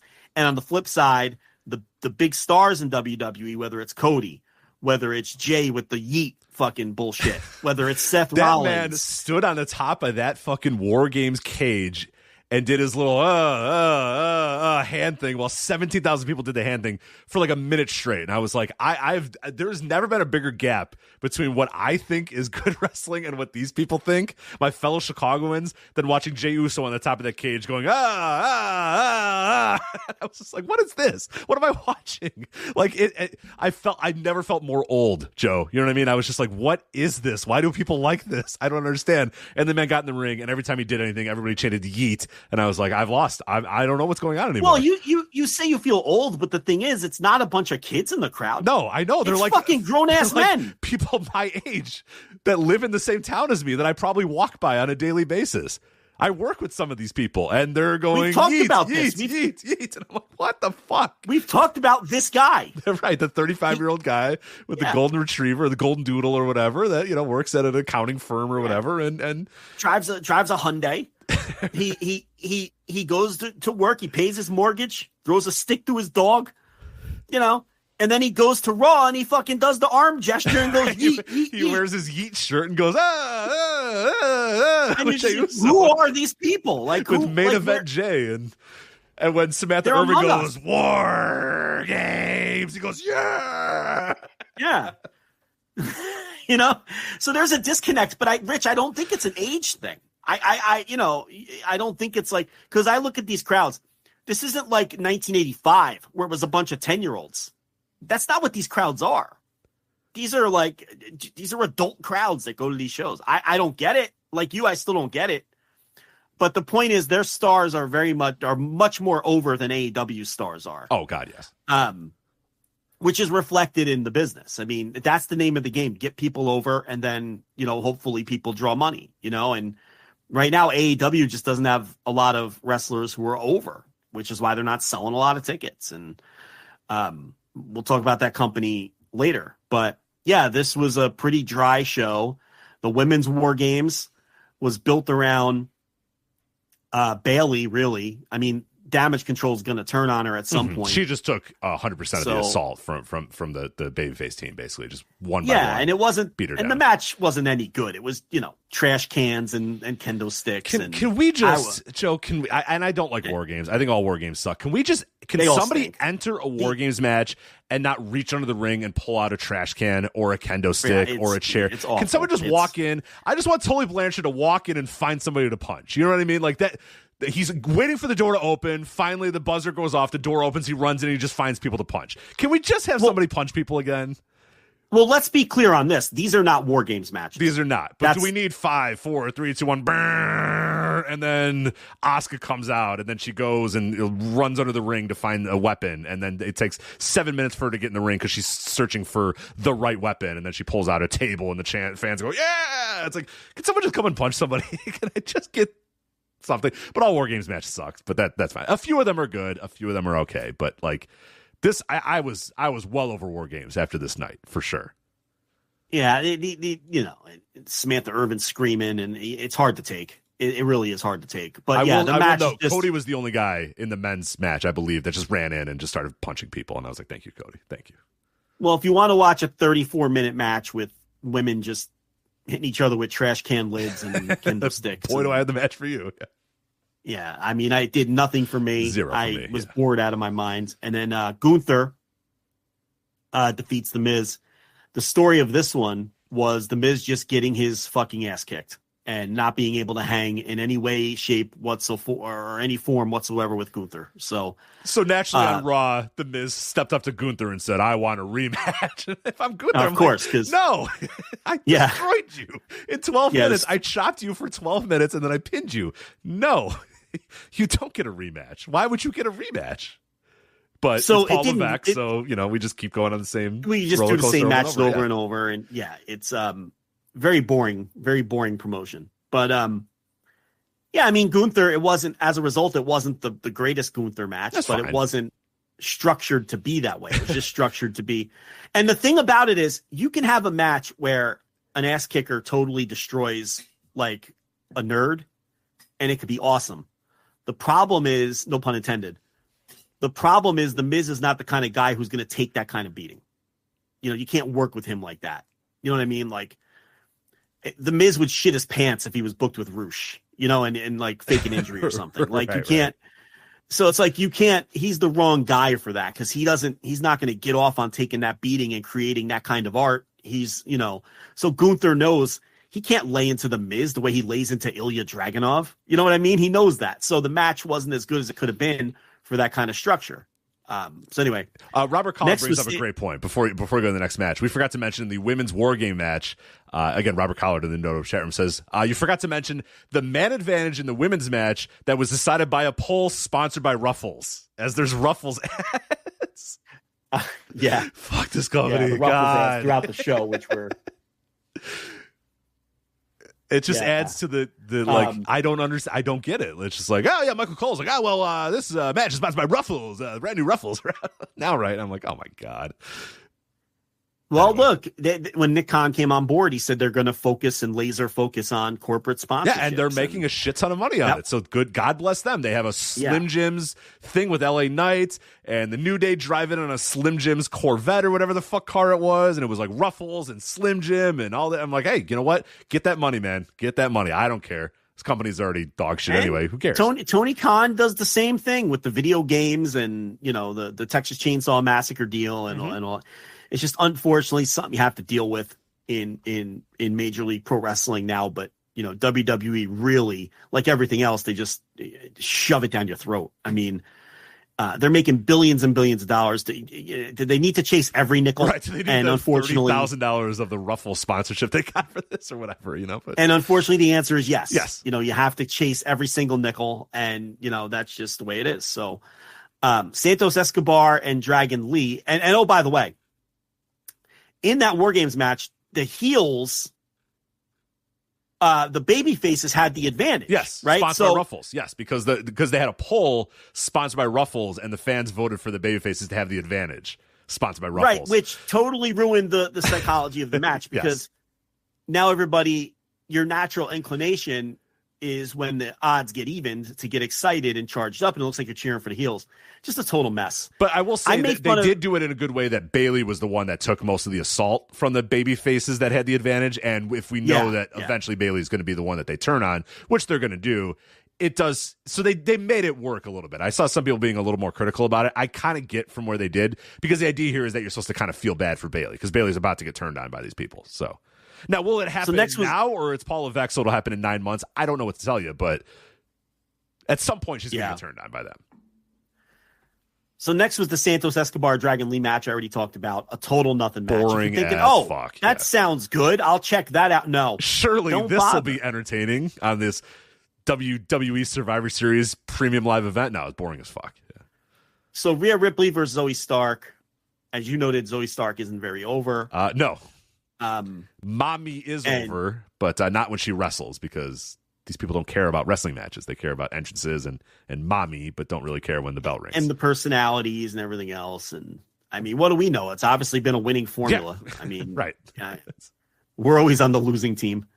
I don't know. I honestly don't remember anything about this match. It made no impression on me. Joe, if you said, remind me what spot. Remind me of just one spot in this entire match, Rich. I'm not asking for the whole match-by-match breakdown. Give me one spot in this match. I got nothing for you. Well, look, I'm sure Rio was cooking, and it was a humper. It was indeed a humper, indeed. So I'm sure. Mommy had a humper. Yep.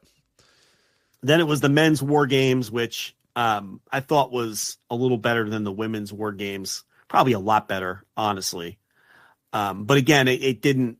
These matches, I just zone out, man. I zone out. I know they do some really cool spots in these things. I know that when Orton came in, he teased a little dissension with Uso because they're the ones that put him out, but the story to this point is that since Uso is not in the bloodline anymore, then Orton doesn't have a problem with him. So if you're into the story aspect of it, that's kind of the direction they're going with that. And the baby faces win, and then they did the whole CM Punk thing at the end of the show that we already talked about. Did you have any strong thoughts on the match itself? Not really. Yeah. All right, great, fantastic. I don't know. Like, after the show was done, I was just like, I don't know what to really say about the show. It's just decidedly not for us. No, is the best way to put it. I have a note doc up, and I have nothing. I have the match. I wrote the match down, and then there's no notes, and then CM Punk comes out, and I'm like, I was watching it. I know I was watching it. And I had my laptop on my lap the entire time. I wrote nothing. It's just like, I guess if you're into Senior Money in the Bank, cashing in his Money in the Bank, but then Randy Orton coming out and stopping Senior Money in the Bank from cashing his Money in the Bank, then great. But I don't care. I don't give a shit. When they were like, oh my God, Rhea's got the briefcase. Oh my God, Senior Money in the Bank. I'm like, I don't care. Great. Cool. Cash in. Yeah. Don't cash in. I don't fucking care. Orton's music hit. I went, great. These people care about Randy Orton in the year 2023. Great. I don't. It's Randy. I've never been more disconnected. He is hitting the weights, Joe. He's hitting the HGH a little hard. Huh? I'm sure it was just Ico Pro and a little bit of, egg whites and some protein powder. Hard work in the gym. Yeah. Hard work in the gym. Yeah, this looked like Legend Killer Randy Orton in more ways than one, for sure. He was looking he's never healthy. Been this big. Quite healthy. No, he's never. Listen, he's never been this size. He's never been this size. This is the largest he has ever been. He's always been kind of had that slim muscular build. No. He's never been. If you remember, there was a brief time in like 2005, 2006 where he was puffy Randy Orton, where he was doing some bad type of steroid, and he was just a big puffball. He was big, but he was puffy. Then he lost all of it and became like the slim, trim Randy Orton that from like the last 10 years or whatever. This is like a combination of the two. He's like puffy, but also cut at the same time. So yeah. Good training regimen that he's definitely been on, but he was looking pretty large, pretty large. But I don't know. JD McDonough did like a cutter from the top of the cage. Great. I don't know. All right, so I've avoided this. Let's pull up the old cage match and see what the inmates thought of this show. You don't want to do that. I do want to do that. Okay. What's interesting is that the rating for the show is so wildly different than the ratings for all the matches, which is like a clear 8.48 for the show. But none of the matches are rated that high. No, both War Games matches are over 8. I guess. Yeah. Oh, I see. And now, Gunther Miz is 7.18. It's just the other two matches that don't have great ratings. And then, you toss in a little dash of Punk. I could see why they would rate it high if you liked the War Games matches. Yeah, he came out, and that was a pretty incredible moment at the end. So now, 98 people giving it a 10. I mean, let's pump the brakes. This is not one of the greatest shows that have ever happened in pro wrestling history. Ulti King 92 says it is a greatest Survivor Series War Games. Almost all the matches were exceptional, worthy of the greatest match in the history of the Survivor Series. The two War Games were exceptional, with Kairi Sane's intervention for the women's War Games and spectacular actions, not to mention the return of Randy Orton in the ring during the men's War Game match, who made us Randy a RKO on the fly and the DDT of the second string in sync with the other wrestlers of his team. The return of R-Truth was not bad backstage. And of course, the return of, quote, the best in the world, unquote, CM Punk at the end of the show after 9 years of absences. Ulti King 92. 10 out of 10. I feel like that's just English as a second language more so than me too. I don't think it's AI. I don't think that's AI. R-Truth came back? He was in the Ruffles segment. There was the segment where you forgot where they went backstage and Otis was going rah, rah, Ruffles, rah, rah, Ruffles, and then R-Truth came out and said, "I'm here in Tacoma, Washington." I don't know what the fuck he was doing, one of his dumb R-Truth segments or whatever. And then they went, "Oh my god!" And then Akira Tozawa did his dance, and then he farted or something, and then it was like, "All right, cool, great, whatever." Oh, he farted on Raw. He farted on Raw. Sorry. He just danced. He did the dance, and then Jelly Roll said that dance is bad, and they went ha ha ha, ha. And then we moved on. Sure was hilarious. Yeah, it was great stuff. Yeah, fantastic. All right, well, I didn't even know R-Truth was gone. So yeah, I kind of had the same thought. Everyone's like, R-Truth's back, and I'm like, oh yeah. I understand he's a nice guy and everybody likes him, but who could possibly give a fuck about R-Truth? I mean, not me. In the year of 2023, there's people that are jumping up and down for Randall Orton and R-Truth returning to the television. All right. You know what, Rich? God bless them. Couldn't be me, but God bless them. At least they can feel something from pro wrestling in 2023. Because I feel almost nothing. So who's the loser here? Is it them or is it me? It's true, yeah. Well, I'm watching this. In the background of this, I'm watching the Real World Tag League, and it appears they were doing this show at the meat market. You know, sometimes they work at that like vegetable meat market outdoors. Yeah, one of my favorite venues for All Japan. And the team of Cyrus and who was it, Ryan Davidson? He's teaming with. Yes, they just won a match, and they just acquired a big slabs of meat, and they seem very happy about that. So I was pretty happy for them to. Well, I mean, if I won a slab of meat, in it was a pretty match, substantial slab of meat. I'll say I'd be pretty happy to win that. So good for them. Yeah, no doubt about it. So that's what I'm using to feel in wrestling in 2023. These people are using Yeet shirts and Randy Orton returning, but hey. Yeah. Sorry, Jiro just got onto my screen, so I'm no longer feeling those same feelings that I had. So. Yeah, Jiro has unfortunately returned to Japan. I wish they would have kept him employed so we wouldn't have to watch him. Yeah, he'd be great doing these Akira Tozawa dances with Akira Tozawa. They should rehire him. Paul, come on. I agree. Bring him back, Paul. Do the right thing, Paul. Yeah, do the dance. Because he's going to get booked everywhere. You know he's going to get booked everywhere now. And unfortunately, we're stuck with Jiro again. Yeah. He's not Jiro. He's did they buy his name or something? WWE? Is he not Jiro? I'm watching with the sound off, so I don't know what he is. Hold on. He is that's the wrong. There's like 19 Jiros on Cage Match. Hold on. Icky Man Jiro. Is that like a rib because he's ugly? Like he calls himself Icky Man? Like, is that a rib? Maybe. All right. He's Kiroshiro, Tokyo, Japan. Yeah. Right? Yeah. Okay. Yes. He's not Jiro. So did WWE like did he sign the rights to Jiro away to them? Did he sign over his name? Yeah, I think he did. He must have. He hasn't been billed as Jiro anywhere in Japan on any of these shows. So, man, the guy goes over there. His career goes nowhere. He doesn't get past level up. And now he loses his name. Which isn't that big of a deal, I guess. But it's kind of like it's kind of like the Kurt Stallion thing too, where it was like, dude, I don't know, like it's fine, but like, should you have signed your name away to them? Like, maybe don't do that. Yeah, when you're Kurt Stallion, maybe just keep that fucking one. Jiro. Nobody wants to watch Jiro. Yeah, I'm watching him on my screen, so I no longer am feeling. I'm no longer feeling anymore on this. Anyway, that was Survivor Series. Get into it right there. As you can tell, we'll be on top of all the happenings in World Wrestling Entertainment moving forward. You know what people should be on top of, Rich, is the Flagship Patreon with so much new content. I mean, it is incredible. Stupid amount of content that we've been doing.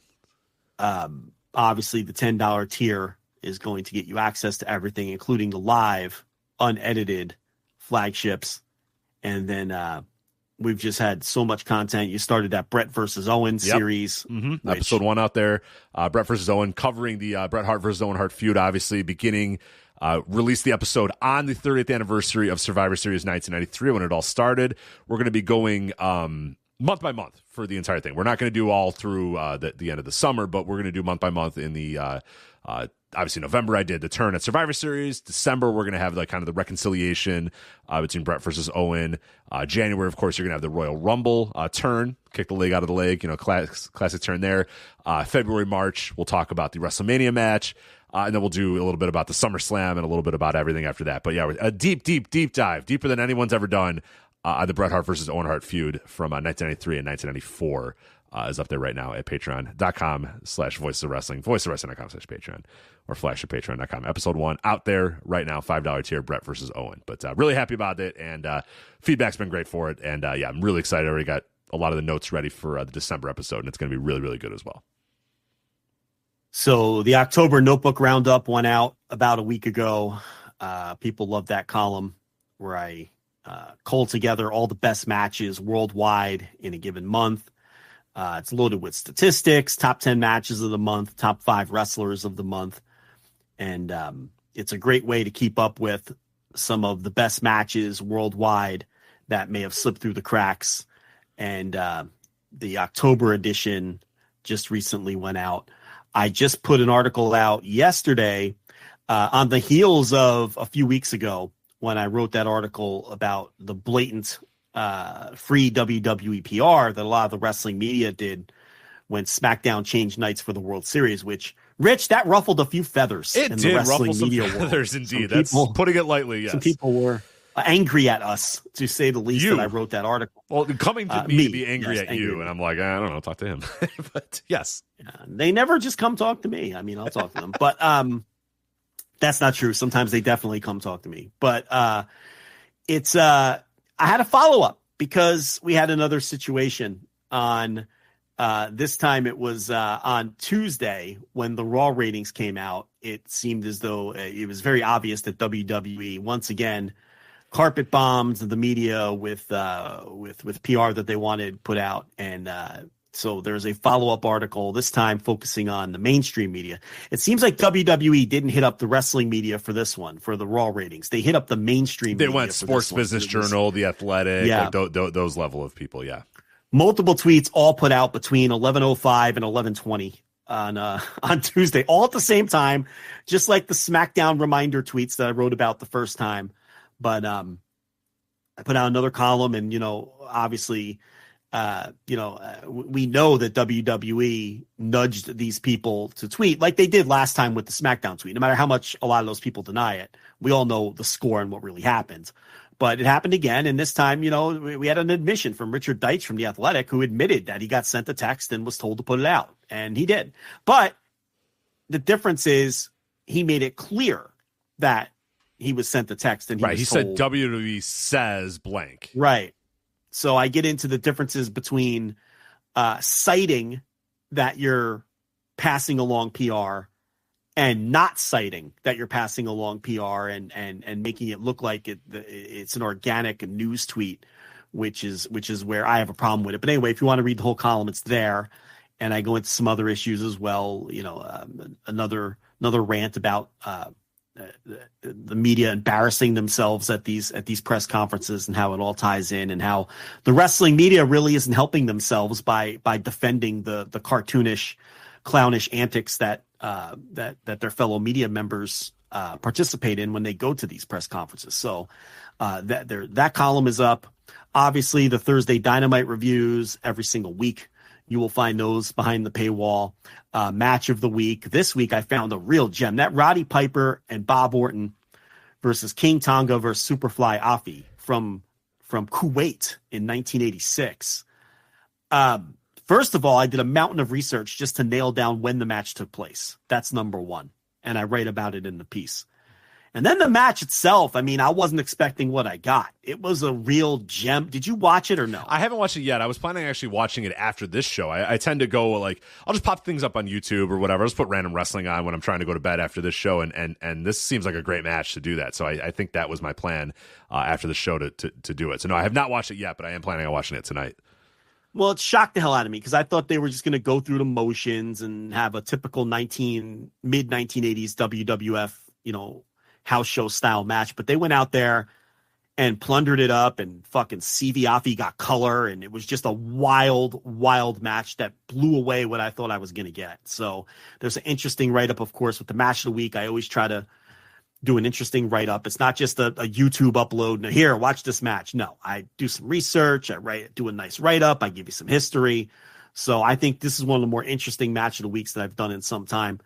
And then the last thing I want to plug on the Patreon side is an article I wrote last week, because we haven't had a show since that article went up, and it has become known as the "You Can't Be Half a Gangster" article, because I used a quote from the show Boardwalk Empire to tie the piece together.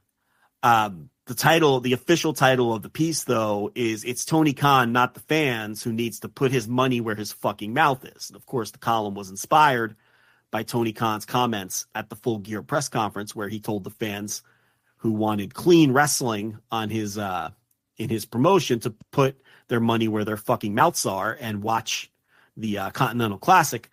So I wrote a column basically making it clear why, number one, Tony Khan was out of line for making a comment like that, but this sideways direction that AEW has gone in, and how it started, and where it's going, and why it's a problem.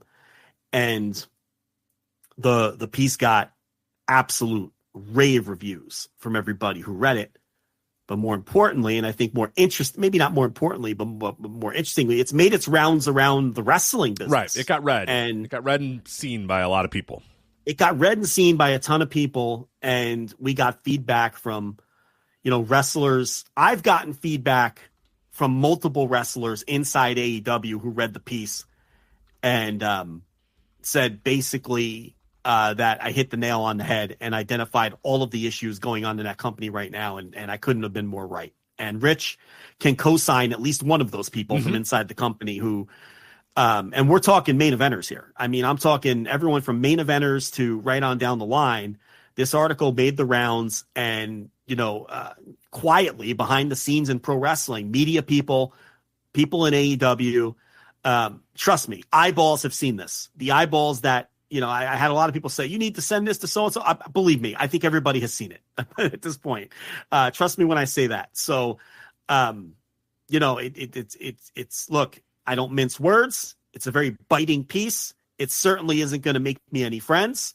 I'm sure there's some people annoyed and agitated with me, and, because I go after some people pretty hard in it, but it's gotten tons of praise too. And it's gotten praise from the AEW locker room, which is something that, it's like I said on the TV review today, when I did the Dynamite review, don't think that the people in the company aren't aware what the current problems are in the company. That being this weird sports entertainment-like direction that the company has taken this year. And the fact that, and what the article centers around, AEW losing their identity and no longer being an alternative in the space. And that's really what a lot of the people who have given me feedback have agreed with strongest, that they've lost their identity and they're no longer positioned as an alternative. And, that's what's what has a lot of people, even inside the company, concerned with and down about. And, so that's a column. So that, again, $10 tier will get you everything we ever do. So that's what I would recommend people subscribe to. And you could read all these columns that we're talking about. You could hear all the audio that we're talking about, and you could check out that, what has come to be known inside the wrestling business as the "You Can't Be Half a Gangster" piece. So, you can go ahead and read that. And, like I said, almost universal rave reviews. No one has contacted me to tell me to fuck off yet. I'm sure they're thinking it, but look, it was stuff that had to be said, and it's stuff that I've been saying since March, and it's and now it's become just the common criticism of the company and the direction that they're going to the point where MJF just tweeted before. Let me pull up the MJF tweet, and then we could transition out. Right, it's being referenced on. It's being alluded to / reference on actual AEW television by multiple people, not only just MJF. I mean, Moxley definitely talked about it as well a little bit. So yeah, Moxley and his. I guess it wasn't on TV, whatever the promo that they did for YouTube or Twitter or whatever. Yeah, very, very, very heavily referenced, or alluded to at least there, and then MJF quite basically for people who haven't seen it. Moxley was talking about how the Continental Classic is more of what AEW needs to be. And AEW two guys get in the ring to determine which guy is better than the other guy. You know what I mean? That's what it's all about. And so MJF before Dynamite tweets out, "I didn't sleep a wink, in a shit ton of pain and can't get comfortable, but it's Wednesday. We got a show to put on. I hear it all. I read it all. I see it all. I'm wide awake in more ways than one. Let's restore the feeling." Listen. Everyone in that company is aware of the criticisms, and now you're seeing them express it publicly. So, and if you saw Dynamite last night, they took some baby steps in reverting and getting away from a lot of this goofiness that has, look, it was the least goofy show that they've done in a while. And I think what was more telling, and I don't know if you brought this up in the Thursday Dynamite review, but one thing that I loved about the show was everything was done looking at the camera, to the camera, or in the ring. The lone exception was the Timeless Tony thing, but at least the Timeless Tony thing, you had RJ City walk back into the room to talk to her. So at least you had the idea that no hidden cameras, nobody backstage seeing a segment or whatever, none of that stuff. Everything was done looking at the camera with an interviewer, all that, or done quite literally in the ring. So that was, to me, a pretty small step as well. Or I maybe should say a big step from where they were for a lot of 2023, where you had the hidden camera, you had just pre-tapes, all this sort of shit. The lone exception was the Timeless Tony thing, and even then, I don't even count that because RJ City did go back there and say, "Hi, I'm here with Timeless Tony" or whatever. So I thought that was good. Yeah, I mean, the theme of my review this week for the show was show us, don't tell us. Yeah. You can sit there and tell us you want to restore the feeling. You could sit there and tell us that and he's done that before. He did everybody get on my back. I'm going to lead us to the promised land type shit or whatever. And I was like, all right, yeah, he's done that. He's done this 7 times already. So, and I don't want to even just pick on MJF specifically. It's got to be a company thing where they finally look themselves in the mirror and say, yeah, we are, losing some people. And maybe that is the reason that we're only putting 3,000 people in a building for a Dynamite, or, and I think a lot of their consumer metrics that they're struggling with are being masked by the fact that they're running more pay-per-views, and they have a $10 million gate at Wembley, and they have another 2 hours of TV. So they are generating more revenue. There's no question about it. But is that obscuring that they're running some people off, and now there can be no doubt. I mean, there's basically public admissions from people in the company that they have gotten off course of what this company used to be and what they used to stand for and the type of product that they were trying to put out.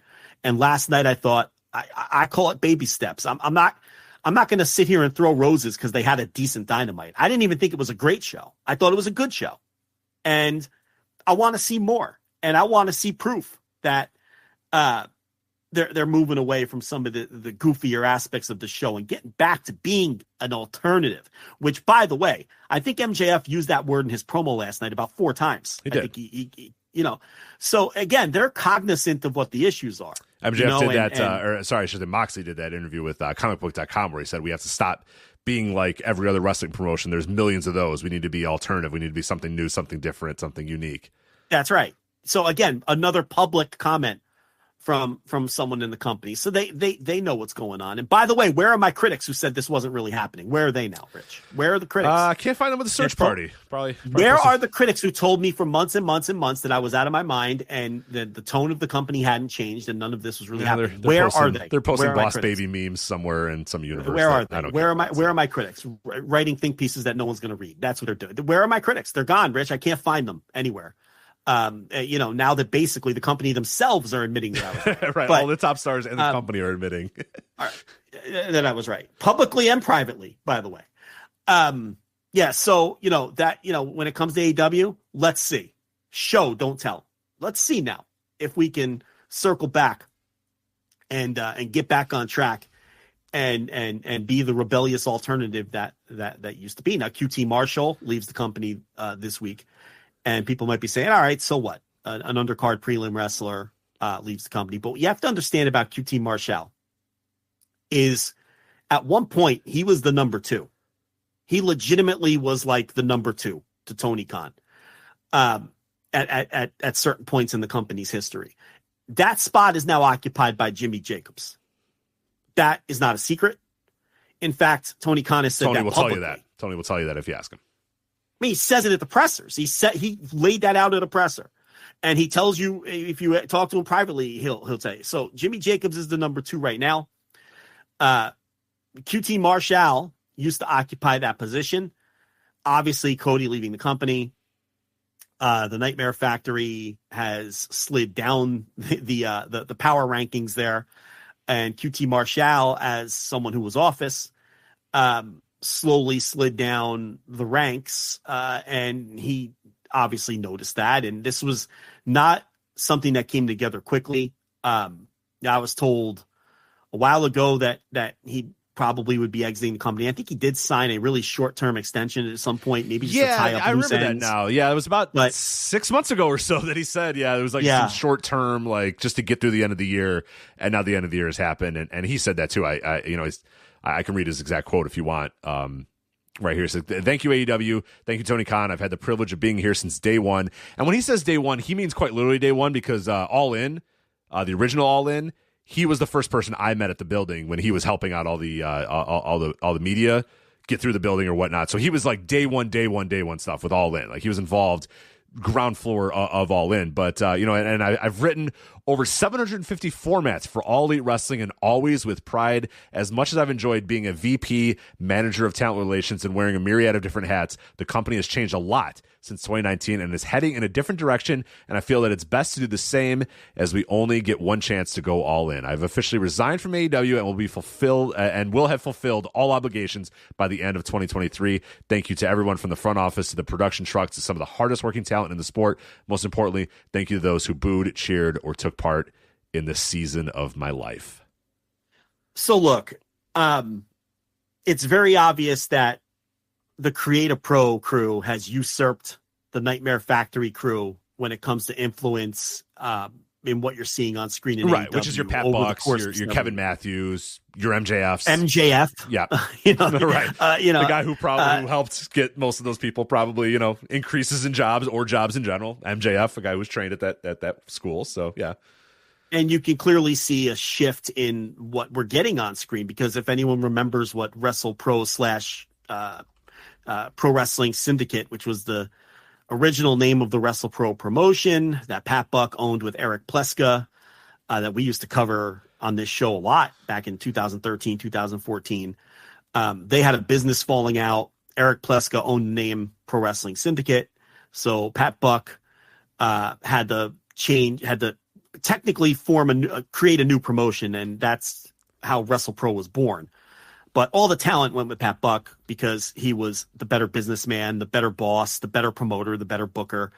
And Pleska he kept the name PWS, and he tried to run some shows in the aftermath of the split, but he didn't last very long at all.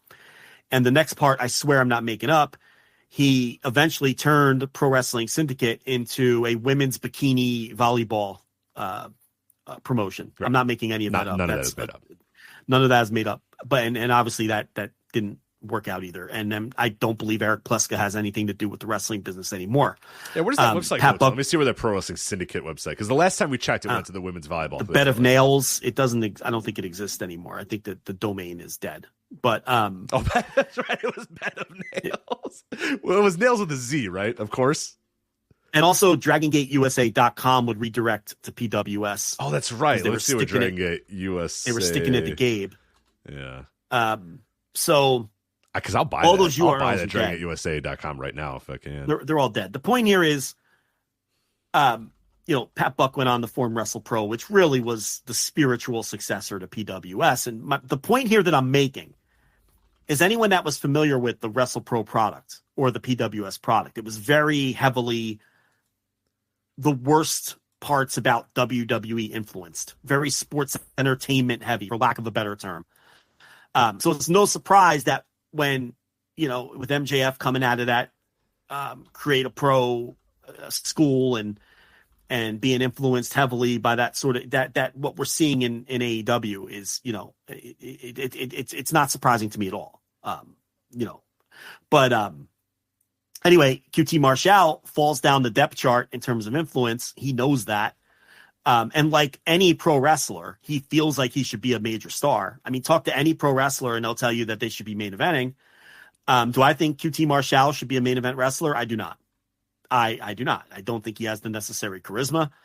I like QT Marshall and I like his work. And I think he is, I would hire him day one if I was starting a wrestling company to be an undercard stooge heel. Absolutely. People always laugh when I say the first, I'd call a couple, but my fourth or fifth call would be to Tony Nese. I'd call Tony Nese right away and say, I need you in my company. You're going to be, and Marshall would be not that far after Tony Nese.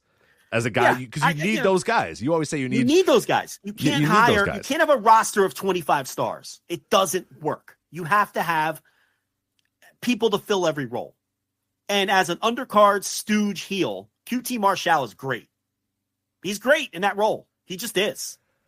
And the other thing about him is there's a lot of people on that roster who like him and respect him and are real upset that he's gone. Mm-hmm. I got a phone call from a wrestler on that roster who told me that QT Marshall was leaving and they were in absolute distress. And there's plenty of people who feel that way about QT Marshall leaving. He was considered very helpful in, giving advice, how to put matches together, recommending spots in matches, things like that.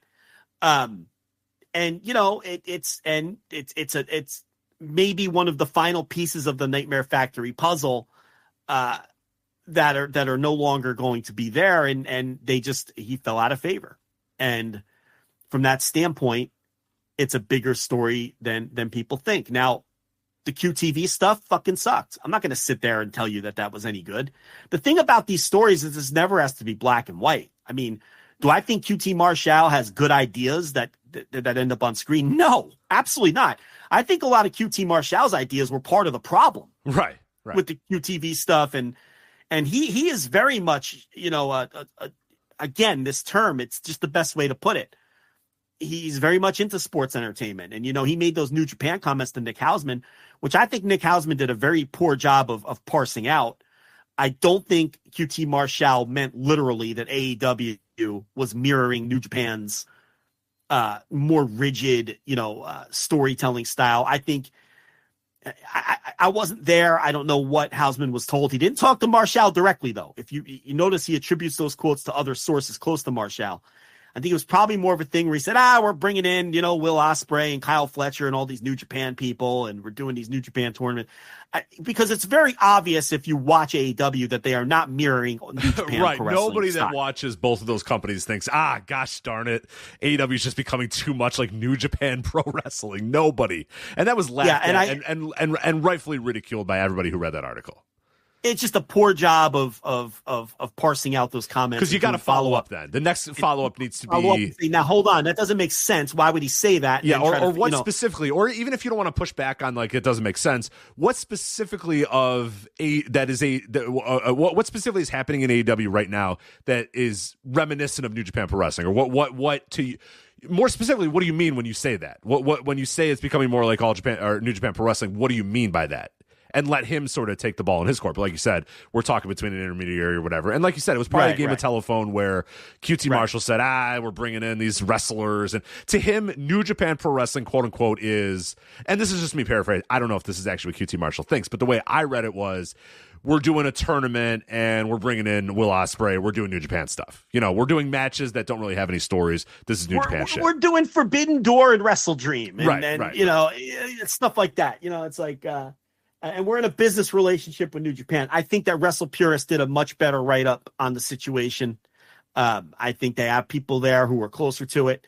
And I think that even Fightful debunked the New Japan, the product being like New Japan as the reason Marshall left. Fightful debunked it.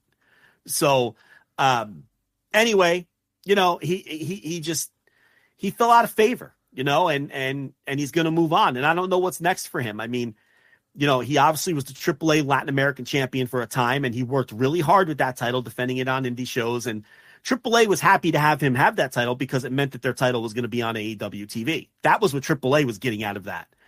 And he dropped that title, I think, a couple of weeks ago. But I think that there's work in AAA there if he wants it, and he could probably be a main event level heel there if he wanted to be. And you know, it's if he wants to be a main event wrestler, I think AAA might be his best path if that's what he wants out of this. I also think that there's the obvious connection with Cody, right? Where Cody could get him in, but you know, maybe as an agent, you know, because everyone praises his work in that kind of role.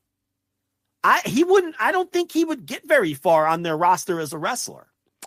Oh, no, no. Not the way he looks and not the way he works and not the charisma and all that sort of stuff. And again, I like him. Yeah, yeah. He'd be a day one hire for me, for my promotion that I would do, but not for World Wrestling Entertainment in 2023. No way. But he wants to be a star, and he's not going to – look, I know he hits the pillow at night thinking he's going to be. And everybody does. For the record, and you pointed this out too, but I think we need to reiterate this again. Nobody joins the wrestling business, and nobody is in the wrestling business to be – a jobber on Dark or to be on Rampage or be on everybody wants to main event WrestleMania and be the top star and win all the titles. Every wrestler and thinks that they can do it. Right. And every wrestler thinks if I just got the opportunity, I would be able to do that, but I'm not getting the opportunities. Correct. Every wrestler is unhappy with their push unless they're in the main events. That's just how it's been forever. I'm going to tell you right. I'm going to tell you something right now. I'll tell you something right now. There are 3 wrestlers in America happy with their push: Roman Reigns, MJF, and Cody. I'm telling you right now. Right. There are 3 wrestlers in America happy with their push. Every other guy wishes they would get pushed, win more matches, and get the opportunity. Yes. Yeah. I'm telling you right now. Now, you might have people on the way down who accept that their time has passed or they like that they're making a nice check. I'm sure R-Truth is happy with his spot. There's a good example that we just talked about. You know, but it's like that's a different kind of situation. You know, and I'm sure there's prelim wrestlers in every company. Nobody in their prime is cool being on the undercard. Not a single person. And you shouldn't be. You know what? I don't want you – you shouldn't go through this industry saying, you know what? Whatever. Who cares? You know, because you're not going to go very far, especially in this business. Everybody has to think, and that's how – you know, maybe it's delusional. Maybe you think it's ridiculous. But that's how they think. That's just, you know, get in the mind of a wrestler, talk to a wrestler. Most of them would tell you, yeah, you know, if they just get, you know, if the right guy gave me the right opportunity, I could main event that match, or I could do this, or I could have the best match of the night, or that's they all think that, and that's fine. That's good. That's good to think that. Hey, every guy on an NBA bench, like you said, maybe there's the veterans on the way down. Those guys on the NBA bench, they don't care. They're just happy to get their 12 minutes a game and get their contracts or whatever. But everybody under the age of 30 that's sitting on an NBA bench just knows, shit. If they gave me an opportunity, gave me the ball, I could be an all-star. You know, I could win a title. Yeah. Every single guy. I'm sure, you know, and now the chat's getting sassy, coming up with other examples. Look, the point here is most wrestlers are not happy with their position or their push. Right. Nobody in their prime. And QT is still and a lot of these guys have a self-inflated idea of how far they can go. And, right. And that's just because they're confident, you know, and you know, and then he's a guy who wants, you know, so I don't know if he would. My point here was that if Cody can get him in as an agent or something, I don't know, based on the way people have said he views himself, if he would even want that right now, you know, because he thinks he can go somewhere and be a star. So we'll see where he ends up. But I will say that, you know, it's a bigger loss to a lot of people in that company than you would think. And this was someone who at one point was very high on the in the pecking order in terms of influence in the company. So now in terms of if you're concerned with, you know, dopey on-screen product, it's probably a net positive that he's gone because his ideas were very silly. I mean, everyone saw QTV. It sucked. You know, QTV was awful. And I can tell you that when CM Punk came back and they gave CM Punk Collision, one of the first orders of business that CM Punk wanted to do on Collision was get Will Hobbs away from QTV and get QTV as far from Collision as he could. I mean, that I was told that when I was told, I basically saw the format for the first 2-hour Collision. And one of the things on that format was Will Hobbs turns on QTV and beats everybody up and splits from Q. That was supposed to be on the very first Collision, and they never ended up doing it. And they just kept getting pushed back and pushed back and pushed back. And then eventually they did split them off from it, but I don't think it was with the big, I don't remember, maybe someone can correct me, but I don't remember it being a big angle or a big beatdown or anything like that. No, I don't think it was anywhere near what we all kind of thought was going to happen. We thought it would be like, a segment would happen, and then he would just start, lariating, QT's head off and powerbombing Johnny TV or whatever the fuck. Well, that was the plan. I mean, that was literally the plan. Right. So, but they didn't do it that way. He, I think eventually he beat up QT, but it wasn't, and it didn't happen because, the whole Punk thing with Collision, it's a tricky thing because while Punk had a ton of power in his little corner with his island of misfit toys, there was also a lot of stuff pushed back on. So it wasn't like his complete vision. Right. Well, he couldn't change, he could change his little island of misfit toys, like you said, and kind of maneuver them how they wanted. But then he was kind of like, oh, hey, can we change this and this and this? And they're like, hold on a minute. This is something we have on all of our shows right now. We can't just change it because you don't like it. We're not, make no mistake. He was, it's so hard for me to put into words. He controlled the show. Don't make mistake. Don't make that, make no mistake about that. But there were a lot of things that Punk wanted to do that he was told no on. And Punk being Punk is he would still go on TV and try to do those things, which is why it always looked like he was in 20 different directions. Because, he wanted to, fuck it. He wanted to work with MJF, which is why he was carrying around the real world title or whatever. And he wanted to do business with MJF, but Max wasn't interested. He wanted to see out the story with the Brochachos and felt that doing a diversion and doing a story with Punk would just derail or take attention off of this very long-term story that he was laying the groundwork for with Adam Cole and the Brochacho stuff. So that's one example of something Punk wanted to do that he was told no on and ultimately didn't get to do. But what did he do? He came out every week with that fake title belt anyway, because he's CM Punk and he's not going to take no for an answer. And he was baffled that MJF would rather do this goofiness with Adam Cole than do sort of this big match with him, with the lineal champion, to determine who the real champion was. But that is one example of something he couldn't have. And there's other obvious examples. He very obviously wanted to do business with the Elite, and they were just never going to have that. Yeah. And he's CM Punk, so he was going to constantly cut promos on him anyway, in defiance, to the detriment of both the Collision show and the promotion as a whole. So, it's like, on one hand, he had a lot of control, because a lot of what you saw on Collision was straight out of the mind of CM Punk. On the other hand, he got told no a lot. And even a lot of the stuff on Collision didn't play out or wasn't done in the exact way that he wanted to do it, because that's just how wrestling is now with certain things. Do you see what I'm saying? So it's like he lost a lot of battles too, even though he did have a lot of control over that show. And it also it played a weird part, and it felt like it at the time too, where Collision felt like it was on its own little world and its own little universe or whatever. Because then things that would happen on Collision wouldn't necessarily be followed up with or carried over to Dynamite and Rampage or whatever. And that's why you can't do that unless you're going to make a dedicated roster, unless you're going to do a quote unquote fully dedicated roster split like we talked about at the time. Like, it was always going to be kind of weird that like people were sort of one way on Collision, then another way elsewhere. It was just, I mean, that structure was just never going to work. And obviously what we saw was what the end result was eventually going to be with that show, where it felt like it was on its own little island and its own little world or whatever. And there's a way to do that and make it work, but the way that they did it was not, they half did it. I mean, look, it was untenable. It was never going to work. No. Having Punk run a show on Saturdays that was kind of in the same unit. It was a mess. Right. It was a semi-universe that he kind of created, but it also had to adhere to some of the universe rules of the other AEW universe. But then all the other AEW universe didn't relate at all to the Collision universe. It was never going to work. It was a fucking disaster. He's trying to force things that weren't ever going to happen. Right.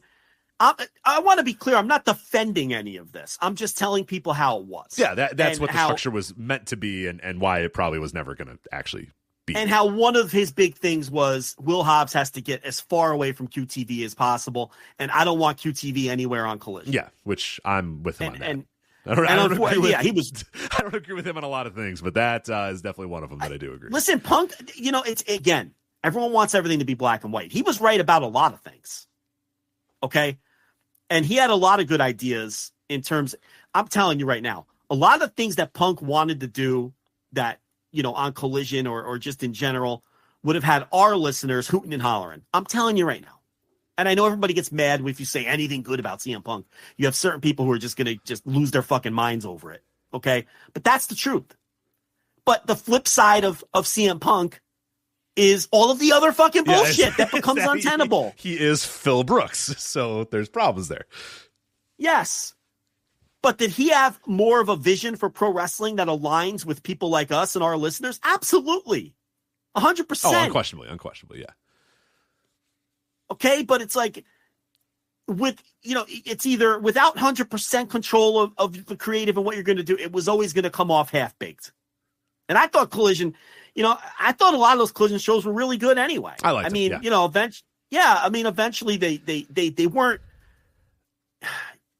they weren't super exciting shows all the time, but they were logical and they had kick-ass matches. I loved all those multi-man tag team main events and things like that.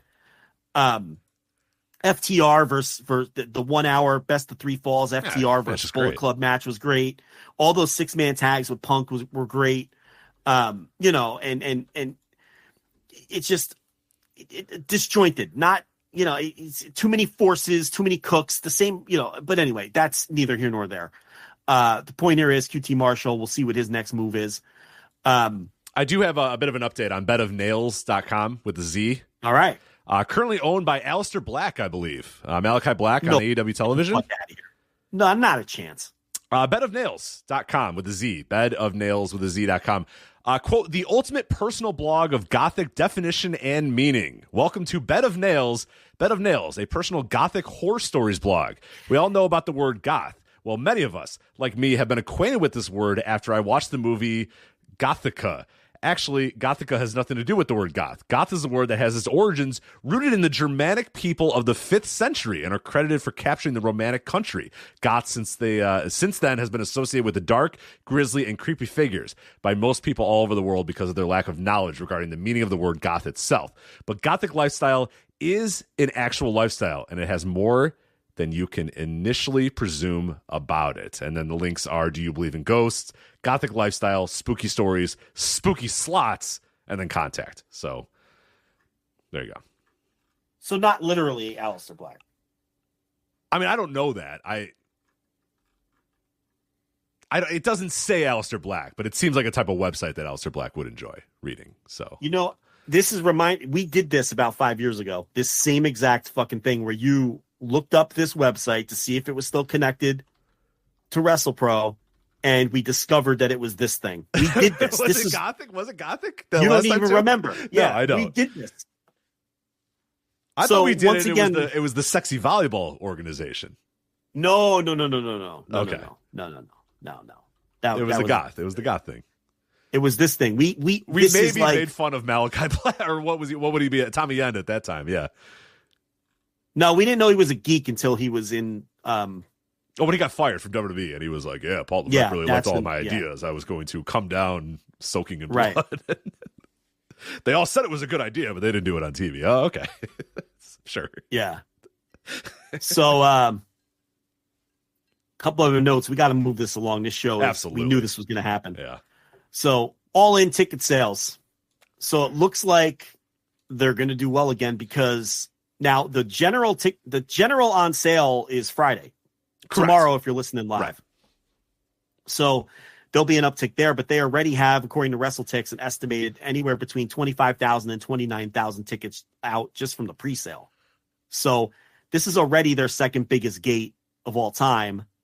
And they're, this is obviously going to be another massive success. I mean, anytime you put 40,000 people in any building, you cannot call a show a failure. I don't care if you did 80,000 last time. If they put 40,000 in that building, that's a success, but they're obviously going to do way more than 40,000. Yeah, I see them if they're already at 27,000 or whatever, which is what it was a couple days ago, probably up to now 29,000 after the pre-sale.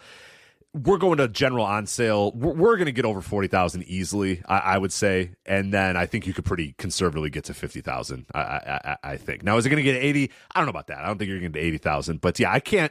If you're between 40,000 and 50,000, that's a tremendous, tremendous, tremendous success for a professional wrestling show. So I can't sit here and tell you they're going to. I can't sit here and tell you they're going to do 80 again. But I think 40 is a lock, and then anything after that is gravy. And here's the thing: the tickets are way more expensive. They can have less people in the building this time around and have a higher gate.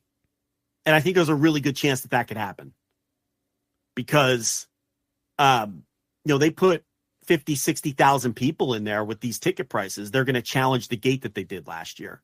So, listen, give them credit. This is going to be a big success again. This show's not till fucking August, and they have 30,000 tickets done now. Anything yet? They've literally just announced the show. So I agree. I was kind of a little surprised. I thought this was going to come out at like 10,000, 15,000, maybe like that. But the fact that they're already butting up against 30,000 just for the pre-sale, this is going to be good again. Yeah, and that's before the tickets are officially on sale, and then you have 9 more months to promote the show. Mm-hmm. So, I mean, the show's going to be... Look, I don't think doing 80 again is impossible. I'm not officially predicting that. Do you think it's impossible to do 80 again? I don't think it's impossible. I wouldn't bet on it, but it's certainly not impossible. Not given where they're at now. And just to kind of give you an idea where they were last year for the inaugural All-In, which is a completely different animal because it's the first time you're in Wembley, all that sort of stuff. Day 1 pre-sale, they were at 36,000. Day 2 pre-sale, they were at 43,000. Day 3 pre-sale, they were at 50,000. So we're now passing. We'll pass day 3 Friday. We'll know exactly by the time most of you guys are listening to this, and they're going to be short of 50,000. Of course, they're not going to get to 50,000, but to be at 30,000 after 3 days for the second time around is still pretty damn good. If they closed ticket sales and never sold another ticket, 30,000 tickets is a pretty damn good sale. You know what I mean? Like, that's good. That's a really, really good number for live event tickets. So, yeah, if they get anywhere between 50 to 60, anywhere in that range, like I said, I don't know if I would bet 80,000. I really don't. I don't know if they're going to get there. I don't know if they're going to get to 80,000, but that's not going to be a bad thing if that's the case. Well, let's see where they are after Friday. Right. They're going to 40's a lock at this point.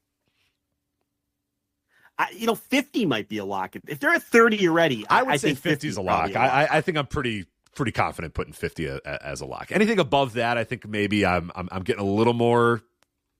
But no, yeah, but you know what? We were super conservative all along last time, and they kept topping it and topping it and topping it. Right. So, I just think to quote Gorilla Monsoon, people think these shows are a happening, Rich, in this Wembley. So you can't underestimate it. And like a lot of our European pals told us too, you have to think outside the scope of just wrestling fans, because going to a show in Wembley is kind of just like a thing you do if like to take your kids, or, you might not even necessarily be super familiar with the event you're going to, but it's in Wembley. So you go to Wembley, and that's how they view it there.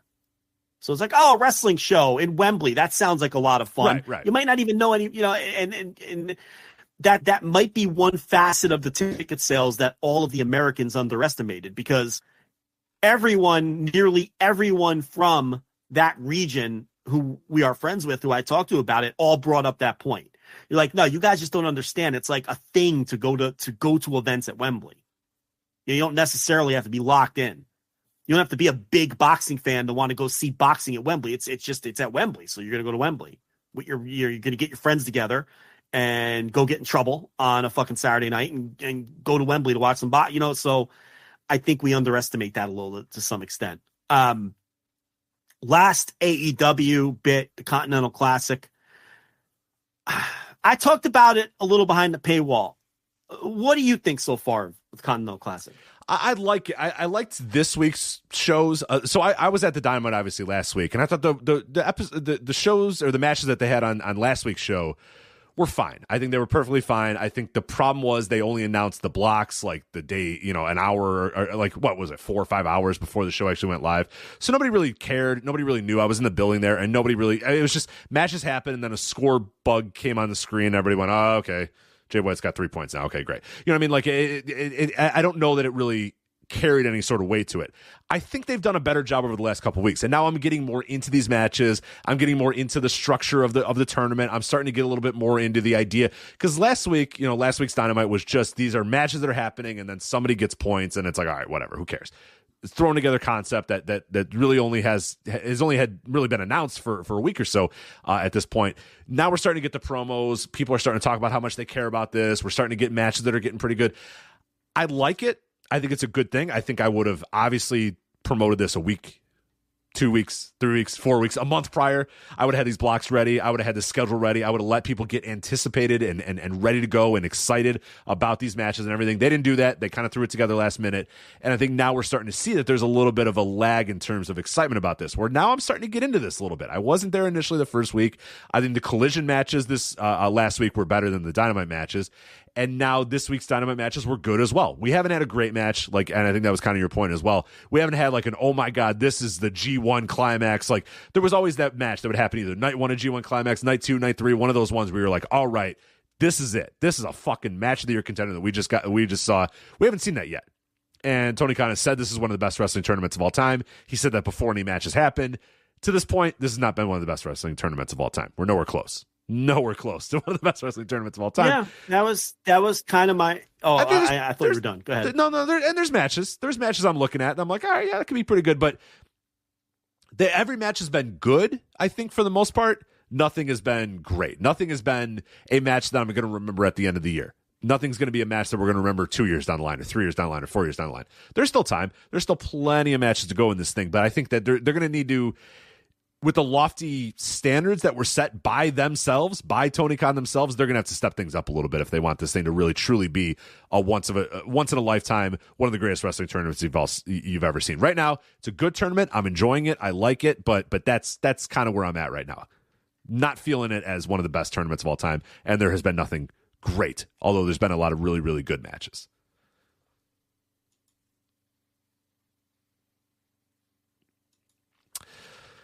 So that's Continental Classic. Joe, you have anything else on that? I believe Joe was on. Yeah, I mean, there you go. Can you hear me? I got you now. Yeah, there you go. You were on mute, so now you're on here. Mute. So okay. Yep, you're good. Everyone's good. Yeah, I mean, I'm not going to do the whole thing. I have full thoughts behind the paywall. If people want to hear them on the Dynamite review, but it's a lot of what you just said. I've enjoyed it. I think that they've done a lot of good things presentation wise with the promos. The promos are great. And Danielson on this week's Dynamite was awesome. Him staring at the camera saying like, you think you're down and out, or Eddie Kingston talking about his injuries. Well, I got a broken orbital bone, but I don't give a shit because I'm coming in here and I'm going to try to win this thing. They're starting to get there. Again, all this stuff would have been, and we've done this before and I don't want to do it again. This all would have been really, really good to have for the last month. Is guys cutting promos. Moxley talking about how important this is. Eddie talking about how important this is. Brian talking about how important this is. Dan Garcia talking about how important this is. John, Jay White talking about this. Rouge. They had why is this thing thrown together in 2 weeks? Why do we only know the blocks a couple of hours before the show starts? Like, you know what I mean? Like, they could have really, because I think they did a disservice to this tournament, because I think it's a good tournament. I think the guys that are in it are good. I think the guys, everybody has the right heart. Everybody has the right heart in this thing, but it's like we're doing it now as the tournament's going on. We're starting to build anticipation as opposed to doing it 2 weeks, 3 weeks, 4 weeks prior, building anticipation for this tournament starting. But that's just AEW. That's just what they do. That's just wrestling now, Joe, I guess, is that we don't announce shit until hours before the show starts. And now we're catching up with the promos and the intrigue and the excitement of this tournament, as opposed to going in, getting excited about it, where we had almost nothing when it first started, and now we're starting to get there a little bit. We're starting a little bit, creeping up there a little bit. I just think it's missing something. It just doesn't feel special. And I think what it's missing is we have not had a great match. and there have not been great matches. And this thing is going to need great matches at some point to get over the hump and be something that is consuming the interest of wrestling fans the way the G1 does when that's going on, and it just totally consumes the interest of New Japan fans. There have been good matches. For the most part, there's been one or two nothing matches, but for the most part, all of the matches have been good.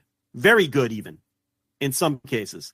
There have been no great matches. There is no water cooler match. There's no, I don't know who you're talking to at the water cooler at work about AEW wrestling, but you get the idea here. Well, that's where I talk about Yeet and Jey Uso at the water cooler. But yeah, nobody talks about AEW at the water cooler. So unfortunately. Yeah, the point is there's been no great match that has consumed the wrestling conversation for a day and a half. Where, oh my God, did you see that Continental Classic match? That's going to be on my match of the year list. People debating whether it's 5 stars. And I'm sorry, but that's the bar that they set. I know Tony Khan's a promoter and he promotes, but he said this was going to be one of the greatest tournaments of all time. Rich, he may have even said that we need to put our money where our fucking mouths are if we want to see great wrestling. I think he may have. You know, and now, again, the theme of my review this week, show, don't tell. Show us now. I'm showing up every Wednesday and Saturday like you asked me to. And you're giving me some fine 3.5-star matches. Where's the great matches, Rich? Where are they? That's what this thing is missing. And there might be 5 coming.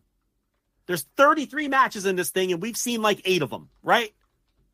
But it's time now. We're into week 2 now. We're in night 4 of the G1, if you want to look at it that way. Going in Saturday is night 4 of the Continental Classic, right? If you want to look at it that way, we haven't had a great match yet. If this was a G1, people would be all over it. And you're basically modeling this after the Champion Carnival and the G1. We need great matches. We need memorable matches. We need moments that we will never forget. And we have not gotten any of that yet. And that's what this thing is missing. And I have enjoyed it, but I can't sit here and tell you that, are you frothing at the mouth for Saturday? I'm not. No. And for it to get to that level, it's going to need some great matches and some great moments, and it needs to create. And listen, this is the first one. How did they not come out of the gate? The first match in this thing should have been whoever you picked to go out there. My directive would have been, I want you to go out there and try to have the match of your life, create some buzz, give me a match of the year. You tell me how much time you need.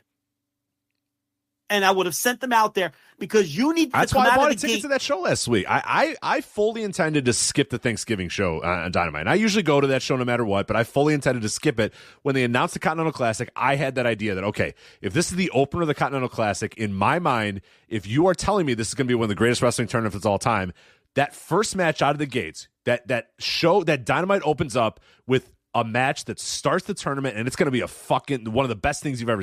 You're going to tell those guys, we're starting this new tournament. Go out there, empty the tank. Give me everything you have in that match. Let's do it. I got Swerve and Jay Lethal, which was a perfectly okay match, a perfectly decent professional wrestling match between 2 professional wrestlers. I did not get that, and I have not gotten that just yet. I have not gotten that match that you're talking about.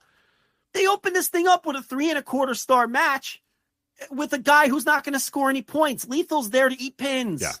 And I'm not putting Jay Lethal down. We know how these tournaments work. Someone's there to lose. But that's what they came out with, a 3.25-star match with the guy that's not going to win. You should have picked your 2 best workers to have the first match of this tournament, and you should have told them to go out there and have the best match humanly possible that they could deliver to get everyone's attention and say, holy shit, this thing is going to be great. And they didn't do that. And you only have one chance to make a first impression. And now we're headed into night 4 of the C2, and we still haven't had a great match. That's the one thing it's missing. So for me, it's a nice little tournament so far. Oh, yeah, I enjoy like it. I'm glad they're doing it. I like the promos. Yeah. But it's not consuming my attention because it hasn't been good enough to do that. So anyway, we keep an eye on it. Do you want to skip the Wrestling Observer stuff? I mean, that's we really, fine. Yeah. I think if we do it, it has to be a drive-by with the amount of time we have. And I think it deserves more than that. So I think we should either put it on a show where we have more time, or we should paywall it or something. Right. I would like. I would like to give it more time too. Yeah, let's not do it during this show. If you must, I did write something at flagshippatreon.com last week about the 7 new entrants and a little bit of analysis about the ballot. If you want to get a written piece about that, but I think at some time, you and I have to either sit down and do a Patreon show or give it like an hour or so on the flagship. This is not the week. Too much else is going on. And hey, these 7 people that got in, or the 7, entrants that got in, the couple tag teams, they have gotten in. They'll get in a couple weeks too, so it's okay. You know what I mean? Like we can give it the time that it deserves. I don't want to. We can't shove it in here to the next 20 minutes of the show.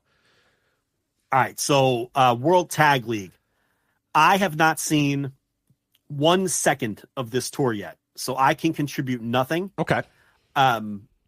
Do you want to give what have you seen? You want to give us a little rundown? What's going on with the World Tag League? I've watched a decent amount of it, and here's the thing about the World Tag League for me this year. And I've seen some people say that it's a really, really good tournament and they've really enjoyed it and stuff. And I can't say I haven't disliked this tournament, for the record. I think there's been a lot of really good stuff. I've liked a lot of the teams. I think there's some pretty interesting matches there. It's got a lot of the same problems that New Japan has for me right now, where I just don't feel, you know what I mean? I watch these New Japan shows and they're done, and I click out of the window or I turn off my TV, and I'm just kind of like, yeah, I don't know, that was fine. I'm just kind of that way with New Japan right now. I don't know why. I just don't really have any sort of passion for it. It's just not really doing much for me. I think there's a lot of fun stuff going on in this World Tag League, but I think unless you're a real hardcore New Japan fan, I don't know that I could fully recommend really anything that I've seen thus far. I think if you're a hardcore New Japan fan, there's a lot to like. I think the Kiyomiya Oiwa team has been a lot of fun. Umino and Narita's been a lot of fun. Archer and Zayn, I think, have had a pretty fun tournament as well. Atlantis and Soberano has been really fun. I've enjoyed them. Shane Haste and Mad Mikey Nichols, they're on top of the A block, Joe. TMDK on top of the A block. But if you're just kind of jumping in and say you haven't watched New Japan in a while, or you just jump in for every... It's not, I don't think it's one of those tournaments. I don't think it's a tournament that you can come in completely cold and watch, night 5 and go, all right, here we go, and slap your hands together, and there it is. It's World Tag League. I don't think you're going to find much there, because a lot of the matches have been kind of paint by numbers. A lot of the stuff, I mean, there's some good stuff on every show. There's like 1 or 2 matches on every show that are pretty damn good, but it just doesn't have any juice. And that's the World Tag League more times than not. So I'm not super surprised by that. And we've always kind of said that the World Tag League is probably not a tournament that we would have people say, oh, can I review the World Tag League for Voices of Wrestling? And I would say, no, you're going to burn yourself out and you're not going to like it. Eventually, by the end of it, you're going to get bored and annoyed and angry, and you're going to want to stop reviewing it. Time and time again, people would do it. We've had relationships die from the World Tag League. We've had people never contribute ever again after the World Tag League. And every time someone says, hey, can I review the World Tag League? I go, no, because you're never going to watch wrestling ever again. You're going to break up with your boyfriend or girlfriend. You're going to stop. It's a grind. It's not a tournament that's meant to be watched in totality. Only the true hardcore should watch the thing in totality. So sitting down and saying, all right, I'm going to watch every single night of this World Tag League is going to drive you nuts, because it's not meant for that. It's meant for whatever town they're in on this day to come in with the show and do their matches and get out of there. But yeah, you watch every single night, it's going to drive you. It's going to tear you down. And I think I've tried to watch most of it, and I think that's kind of the vibe that I've gotten when it's over. It's like, there's stuff I like, there's teams I like, there's things I like about it, but ultimately it just it feels dry. It feels very dry, and that's kind of been a lot of New Japan stuff for me in 2023. I will say though, they did a draw, Goto and Yoshihashi versus Atlantis and Soberano, so that was 30-minute draw, which I enjoyed. So there's been little matches and there's been little teams that I've enjoyed, but I was going to ask you how Atlantis Jr. and Soberano Jr. have looked. They've been good. They've been really good. I've enjoyed them a lot, and those are guys that I really like. And they've added they had a lot of juice to the especially the B block, because the problem with the B block too, and this is why you can't watch everything, is there'll be a Bad Luck Fale and Jack Bonza match. And Joe, close your eyes. Bad Luck Fale and Jack Bonza. What do you think those matches look like? Right?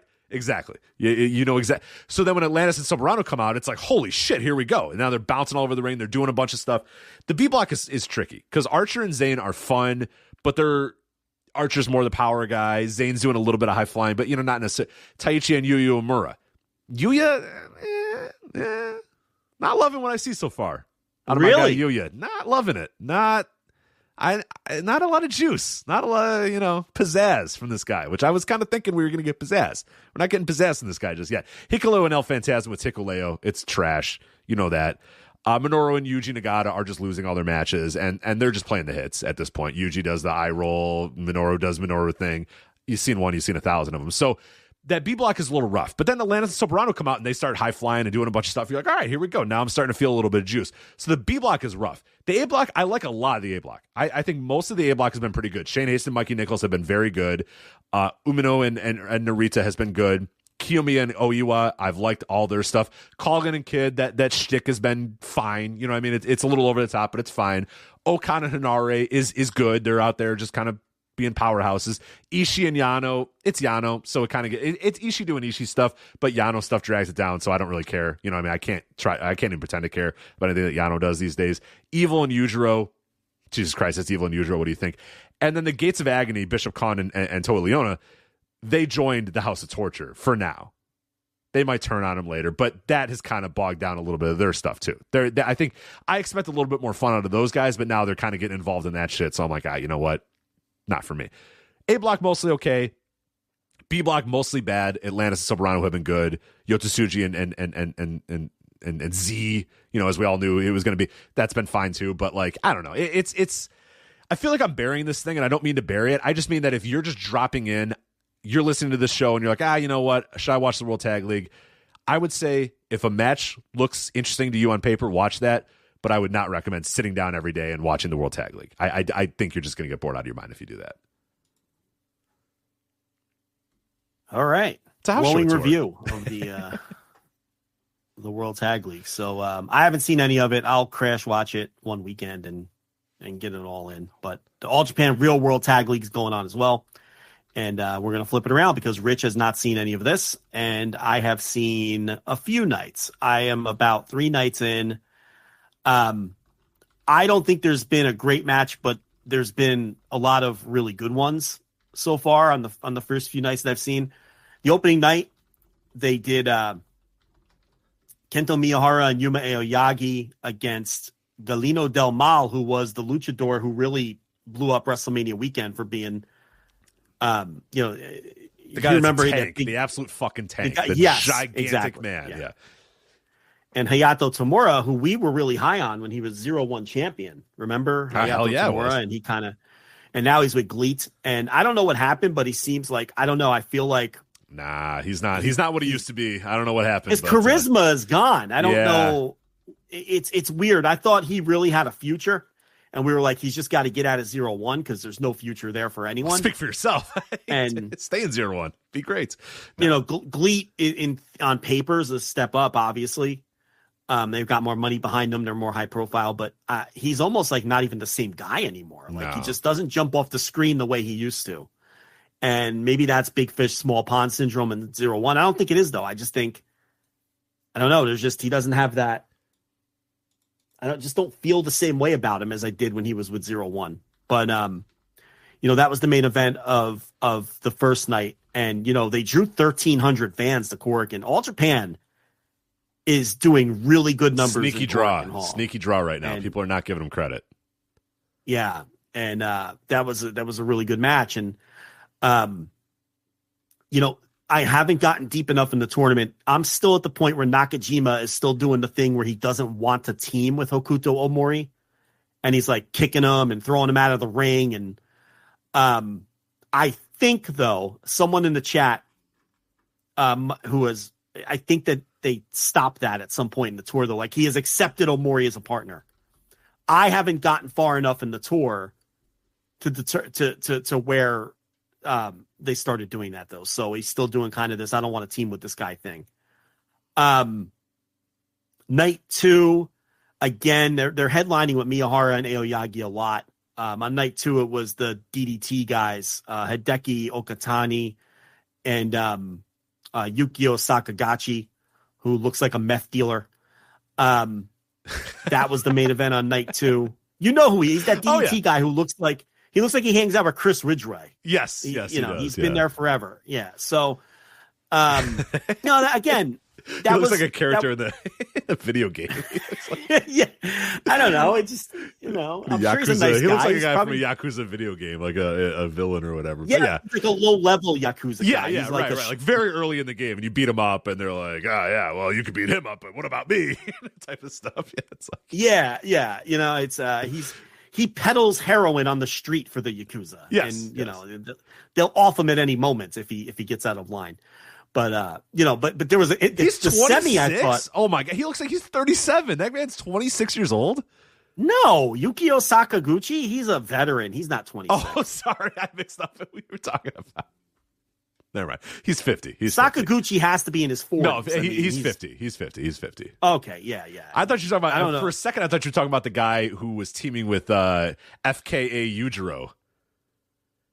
It's like Sigio. No, that's Tachibana. Yeah, why is he's only 26? That guy does not look 26 years old. No, I'm talking about the Hideki Okatani Yukio Sakaguchi. Yeah, right. Sorry. That's a veteran DDT team. No, I actually like him. I actually like him a little bit. He does pedal hair. No, sure, I'm just talking about his look. Like, he's fine as a worker. I'm just talking about the way he looks. I was just describing him for the audience, Rich, giving the show a little color. But I will say, in the background of the match that I was watching, I don't know what the hell's the date on this. I have it on the TV here. This is the 26th. So just a couple of days ago, he tapped out the big house, Galeno Del Mar, and it looked really good. Yeah, that looked like a fun match. I didn't watch it like intently, obviously, because it was in the background, but it looked like a pretty fun match. Tomorrow and Del Mar against Sakaguchi and Okatani. So anyway, carry on.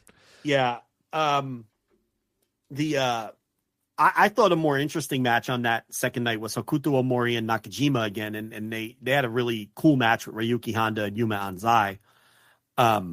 Again, somewhere in the 3.5 range or something like that. It wasn't a great match. And remember, the Junior Battle of Glory is going on at the same time because that tournament is never strong enough to support its own tour, so they usually just fold it in. They had a big man battle on this show with the Saitos versus Cyrus and Ryan Davidson. If you're, a big men club and meat pervert, that was the semi-main event. It was exactly what you would expect. I really love the Cyrus promos. I love that guy's backstage comments. They do that deal. He's this big fat guy who kind of looks like if Bam Bam Bigelow just let himself go and just embraced and shrunk 6 inches. And he has like a Southern accent. Yeah, and it's just great. so fun. I love the dynamic of Cyrus. He feels very much like a guy that Keiji Muto would have brought in like 2004 All Japan during the Pro Wrest Love era, where you're like, why is he booking this guy? You know what I mean? Like, he would team with like Chuck Palumbo or whatever, and you're like, all right, whatever, man. Sure. Yeah, I'm just all about Cyrus in New Japan. So let me see where I left off. That's the show. I only saw 2 shows. I'm 11/19 is the one I left off on. And from what I'm told, Miyahara and Aoyagi against Ryuki Honda and Yuma Anzai is arguably the best match of the tournament so far. And that's the main event of night 3. And I haven't seen it yet. And I think it ends in a draw. So I'm looking forward to that. I'll probably pound through the rest of these sometime tonight. For whatever reason, I chose to watch this tour instead of World Tag. I can't bring myself. You're probably better off. Honestly, you're probably better off. Yeah. I can't bring myself to do it. So I've only gotten through a couple nights. We did a poor job with this. We weren't really prepared. But the Aoyagi and Miyahara, the 2 matches I saw, I'm going to have to think about voting them Tag Team of the Year because I think that they had a really good title run.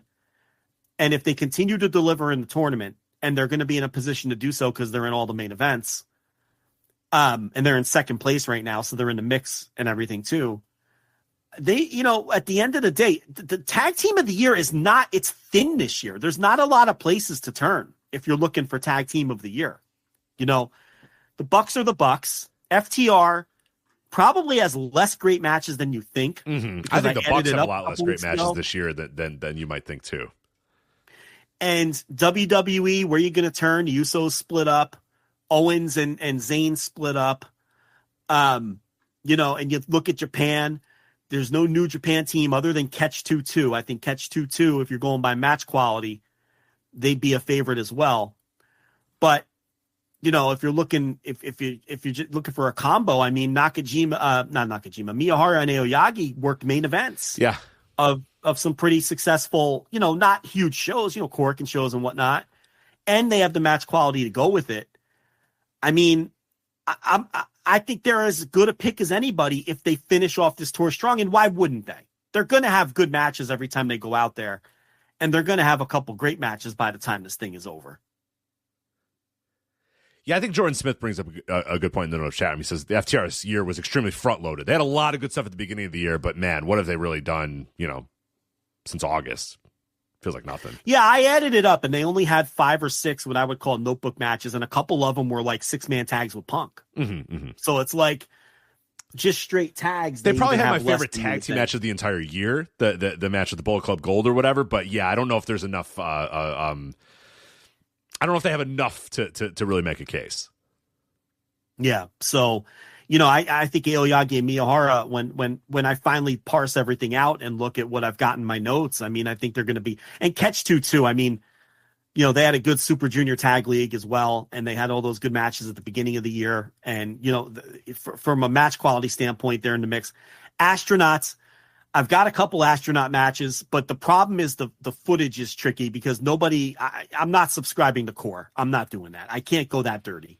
So right. They probably are having a lot of really good tag matches, but I've seen like 4 of their matches this year and I've loved like 3 out of the 4 that I've watched or whatever, but you know what I mean? Like I don't know. It's I can't discount FTR because I've only had like 5 or 6 matches that I've loved and then also vote for the astronauts when I've only watched, I'm going to get someone to send me the big Japan shows that have the astronaut matches on it that I need to see because I want to make sure I give them a fair shake at it because I really think Tag Team of the Year is wide open. And like you said, the matches I've seen from them have been really great.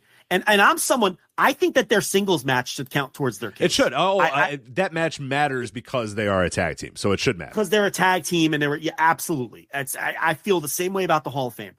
If a tag team breaks up and has a feud, that should count towards their tag team Hall of Fame case. Because you're drawing money and you're telling a story based on the tag team. So I think it should work the same way for the award. And they had that great singles match in October, I guess it was. September, October, I can't remember. So anyway, that's kind of my thoughts watching the Real World Tag League. The thing about that tour is it's moving pretty slow. So it doesn't take very long to catch up. They're only on like night 6 or something. So yeah, apparently I'm watching the most recent show. I didn't even realize that as I'm watching this. This is from the 26th. What's the date of the show you watch? I'm watching 11/26, and that's the night 6. That's night 6 in the tournament. So yeah, that's what I mean. So it's not going to be hard. And I'm at the point now where how I handle some of these tournaments. Night 1, I watch the whole thing, get a feel for it.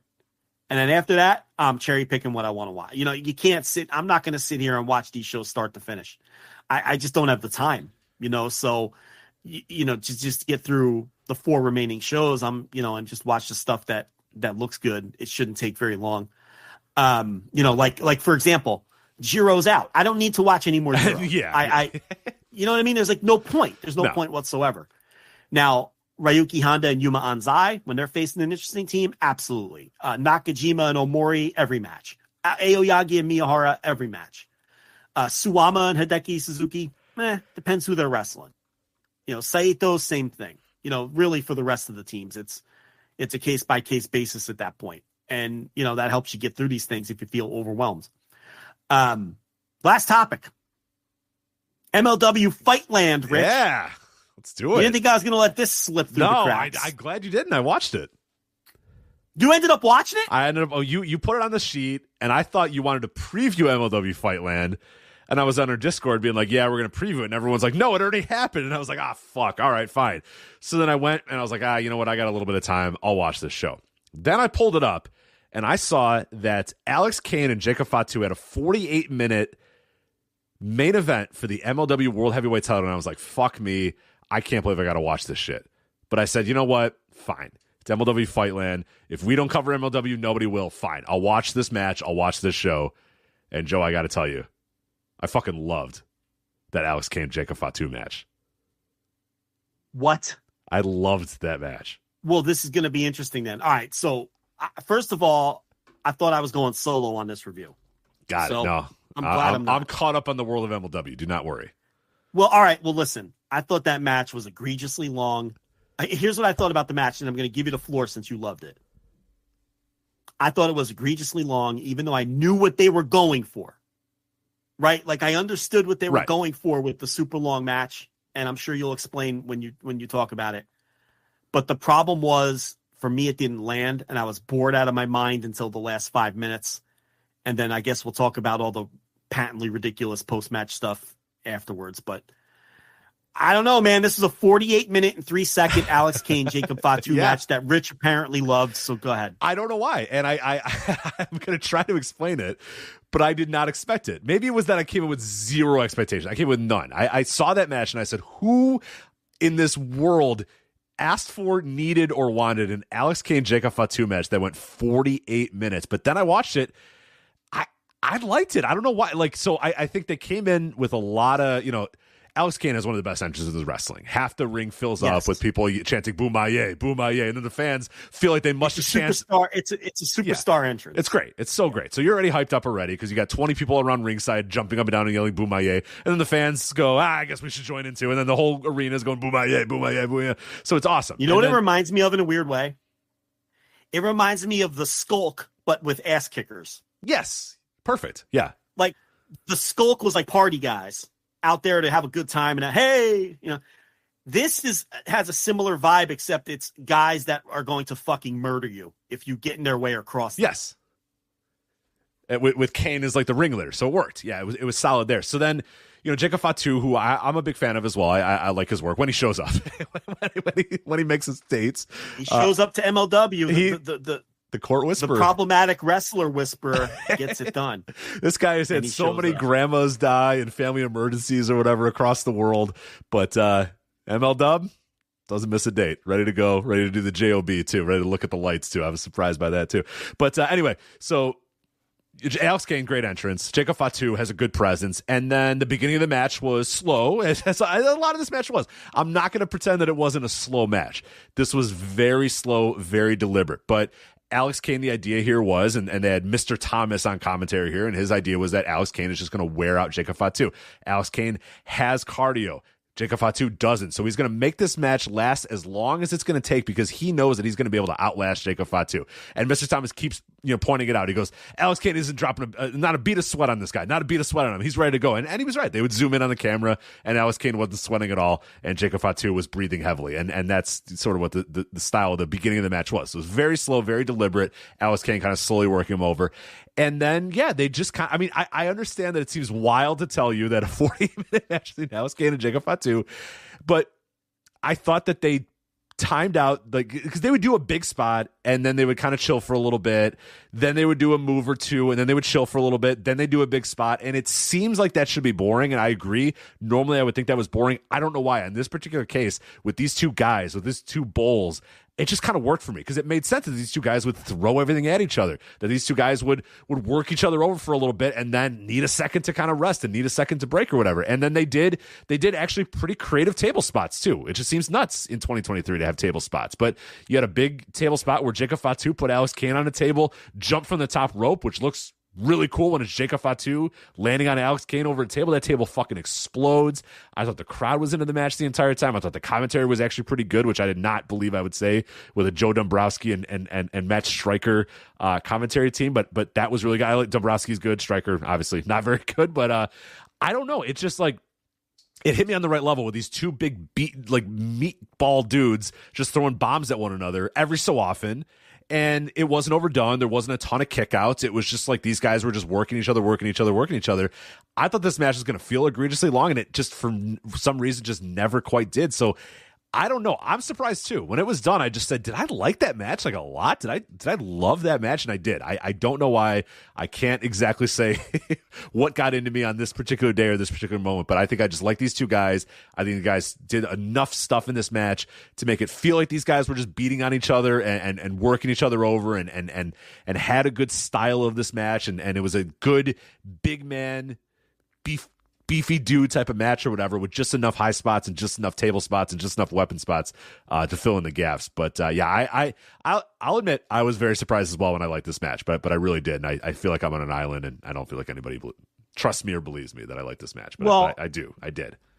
The story, like I said, I understood the story they were telling. I just didn't think it landed because I just thought it was boring. And the worst thing a match can be is boring.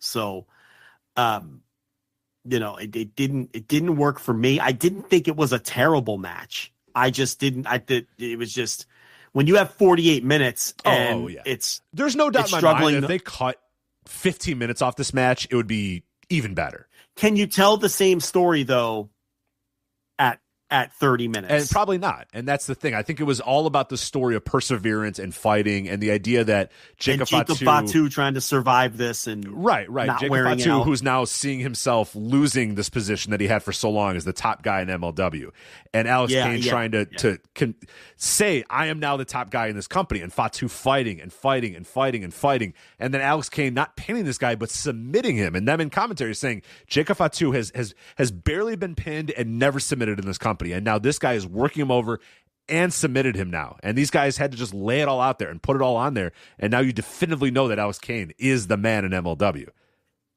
Yeah, and I say this every time we review MLW. They do a fantastic job at the top of their card, presenting their top guy. Whether it's Alex Kane now, whether it was Jacob Fatu at a different time, whether it was Hammerstone, whether it was Swerve Strickland. When they pick a guy and present him as a top guy, they do a superb job of that. They are great at convincing, at making their top guy truly look like the top guy. And there's another example. Now, the post-match stuff, it looks like we have all been worked, Rich Craich. Oh, man. As Hammerstone asked out of his MLW contract. Oh, they got us. They did. And you know what? I like when they get us. Work me. I'm begging these promoters to successfully work us, because that's when wrestling is fun. The problem is I don't like the direction this went. So what Hammerstone did was he joined Mr. Saint Laurent's WTF group,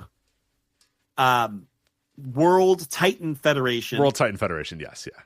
Which I'm sure is also... Get it, Joe? It's WTF. What the fuck? Do you get it? It's double meaning. Maybe went over your head a little, but it's double meaning there. World Titan Federation. The old double meaning. So what they're doing is Mr. Saint Laurent, who I believe is the booker of MLW. I believe that is true, yes. They're doing a gimmick where they are an invading promotion. Very unique concept in pro wrestling. So never been done before. The members of this group include Matt Cardona and now Hammerstone and who else is in the... There was some guy that came out and they went, that guy's huge! And then they never said who the guy was, and I don't even know who it was. But I recognized the guy, but who was that? I thought it was Hammerstone with a haircut at first, and then... But who was that guy? And I'm like, that's not Hammerstone, because then the actual Hammerstone came out. So I don't know. We need the Swink in here. He probably knows who he is. Is he in the chat tonight? I don't even know. I don't know if he is. But, I don't know if he is. But yeah, so that's the storyline they're doing. And the whole Hammerstone wants out of his MLW contract was because he's now a WTF wrestler. Yeah. So they got us. Now, I do think Lance Anoa'i and Juicy Finau really are done. No, I think those guys are done. Yeah, those guys. Yeah, that was legit. So they're not booked on any of the shows or anything. And they did some, I know that Lance Anoa'i did media, talking about what he wants to do next and everything. So unless they're really going far with the work with those two, I think that they really are done. But the Hammerstone thing was a work, and he's part of the WTF thing now. And now they're branding their shows as MLW/WTF shows, the way that WCW used to do with the NWO when the NWO got hot. So I'm not fond of it. Joshua Bishop was the guy. Why didn't they just say Joshua Bishop? I think people know who Josh Bishop is. That tall guy? Yeah, that's who it was. Because I know that fucking guy, but they were like, who's that guy? He's huge. And then they never said who it was. And I was like, oh, all right, whatever. Josh Bishop. That makes sense. Also all happened very fast. It was very quickly. Very quickly. Yeah. I guess it was Joshua Bishop now that I think about it. So anyway, that's the main event angle in the company now. But there were only 4 matches on the show because the main event, the show is only 2 hours, which was great, by the way. I love seeing a 2-hour show. And the main event started at the top of hour 1, and I looked and I was like, holy shit, this is it. So they open up with the ladder match, Manders and Matthew Justice against Ricky Shane Page and Akira for the tag titles.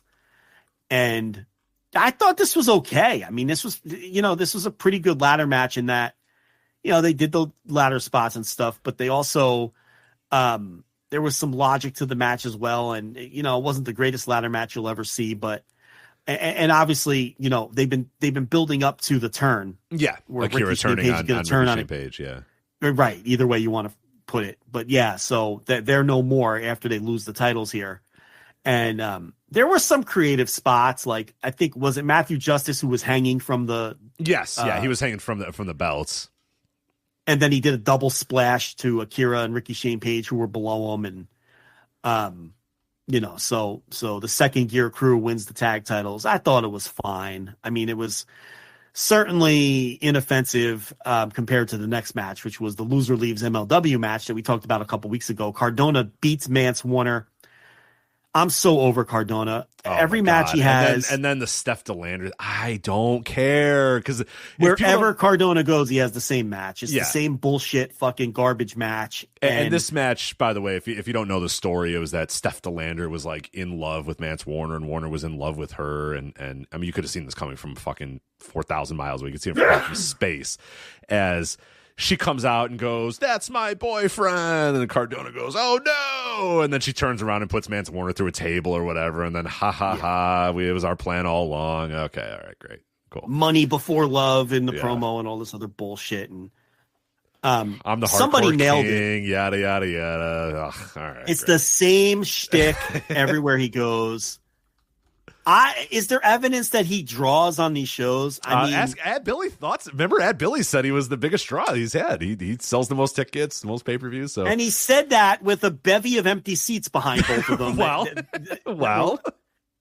But I mean, I don't know. I'm just so over this guy's shtick. I mean, good for him. I guess he's making a ton of money. I don't know, but I'm over it. But someone nailed it a couple weeks ago when we talked about this. And I forget who it was. It was someone in the chat, maybe. Mance Warner's going to come back as good brother number 3 again, right? Oh, for sure. He's not what he was anywhere. doing in AAW. Yeah. So was it good brother number 2 or good brother number 3? He was a good brother he number. I forget which one it was, but I would assume that he comes back in some form or fashion with the mask and the exact same gear that he wears as Mance Warner. Yes, which absolutely. is hilarious. It's like the the Midnight Rider deal. And none of the fans bought in that this was actually Mance Warner's last match, and even commentary was just like, whatever. You know what I mean? Like Dombrowski was trying to sell it. I was like, this is a moment. Oh my god, we're never going to see Mance Warner ever again. And Stryker's like, whatever. He didn't seem to sell it. So I would assume that he's coming back. I don't think he's imminently due to arrive at the Performance Center or AEW anytime soon. So Mascara Dorada and Ichiban defeat Cavernario and Rocky Romero. I thought this was the best match on the show. You would probably I like the main event a little bit better, but this is a close number 2 for me. Yes, I like this match. I thought this was the best match on the show because I didn't really like the main event that much. So, but it's that MLW thing where I think everyone works at about 70%, right? Like good workers come to MLW and they give you 80% of what they can do, whereas, because it's MLW, and it's just always how it's been, so, but this was a good match, I don't know, maybe 3.25 stars or something. That's like fair. That. This, the baby faces win, and the commentary was trying to push the idea that Ichiban has like a 98% win percentage in the company or whatever it is. So it looks like, he might be in line for a push, whatever that might amount to here. There's reports that QT Marshall might be coming in here. We talked about QT before and I forgot to bring that up. So it was either Fightful or PW Insider, one of them. I can't remember which one. And I don't feel like looking it up right now, but so I'll just credit both of them. It wasn't Meltzer, but that MLW was interested in QT Marshall, or he was, or the other way around, or whatever it was. So we didn't bring that up earlier, but I mean, he would fit in here. I mean, their roster is awful right now. So it got real lean real fast. Real lean real honestly, fast. He wouldn't be like the worst thing. Like, look at the taping. Look at the pay-per-view. They're doing a paper. Look at this pay-per-view lineup coming up next week. Yeah, it's not Ricky Shane Page versus Jimmy Lloyd. So this is the one-shot show that they have coming up. This will be in New York, so finally something outside of that 2300 arena, which it feels like they run every time I watch them is at the same arena every single time. And somehow they have rabid fans there. They're like into the storylines and everything. The crowd was hot for all 48 minutes of that match, which is nuts. It's wild. So the main event is Alex Kane defending against Cardona coming off the angle at the end of the show, which is going to be garbage because it's Ricky Shane Page versus Jimmy Lloyd for the national title. That is on the short list of if you told me, write me down a list of the matches you would least ever want to watch in your entire fucking life. That match is very, very high on that list. Very high. Jimmy Lloyd and Ricky Shane Page. No, thank you. If you're booking Jimmy Lloyd, you are scraping the bottom of the fucking barrel. You can't book Jimmy Lloyd. I mean, come on. For a national TV product, no. No. A quote-unquote national TV product. They think they're a national TV product, and I guess they technically are, sort of. RSP versus Jimmy Lloyd, that's game-changer bullshit is what that is. Satoshi Kojima versus Filthy Tom Lawler. Tom Lawler is part of... He's WTF as well, yeah. Yeah, we forgot to mention him before. So he'll face Satoshi Kojima continues his very interesting 2023, wrestling everywhere, and I'm sure that'll be decent. Miyu Yamashita. How do I say that? Miyu Yamashita. What is this Princess of Princess? Is that a Tokyo Joshi Pro? Tokyo Joshi Pro. Yeah, it's a Tokyo Joshi Pro title. All right. Well, she's facing Delmi Exo, and I'm going to X right out of that one if I'm being honest with you. Probably not be fucking I think Yamashita is solid, but Delmi Exo is not solid. So I will also be Exoing out of that one too. So. Well, it'll probably be Kawada Masawa compared to Janai Kai versus Maki Ito. So if you wanted another match on my list of matches I definitely do not want to see, it is a Janai Kai versus Maki Ito match in MLW. Oh, God. And now I have to sit through Maki Ito too. Oh, but I don't have to. She does middle fingers and says "fuck you." You're forgetting the funny part. I know it's so edgy. It's so edgy and funny. She's like cute, but then she says "fuck you." Is she cute? Oh, you know what? She's not my cup of tea. That's fine. I mean, the idea is that she's like a cute little Joshi, and then she goes, fuck you, and then everybody goes, oh, she said farts, and she's a woman. Oh, she's an idol, but she curses and gives the finger. I don't know. It's not for me. Great shtick that's now going on for about 4 years too long. So at least 2 years too long for sure. Thank God Tony Khan didn't take a liking to it, though, and haven't had her back in AEW. I mean, thank God. I mean, I can't take it. She's one of my least favorite wrestlers on the planet. She fucking sucks. And then Rocky Romero versus Mascara Dorada. But the thing is, again, are we going to get 100% effort? No, you're going to get 65% at best effort from both men. Look, if this was the main event in Arena Mexico, you're going to be like, well, all right. Yeah, we're cooking with gas. This is going to be phenomenal, right?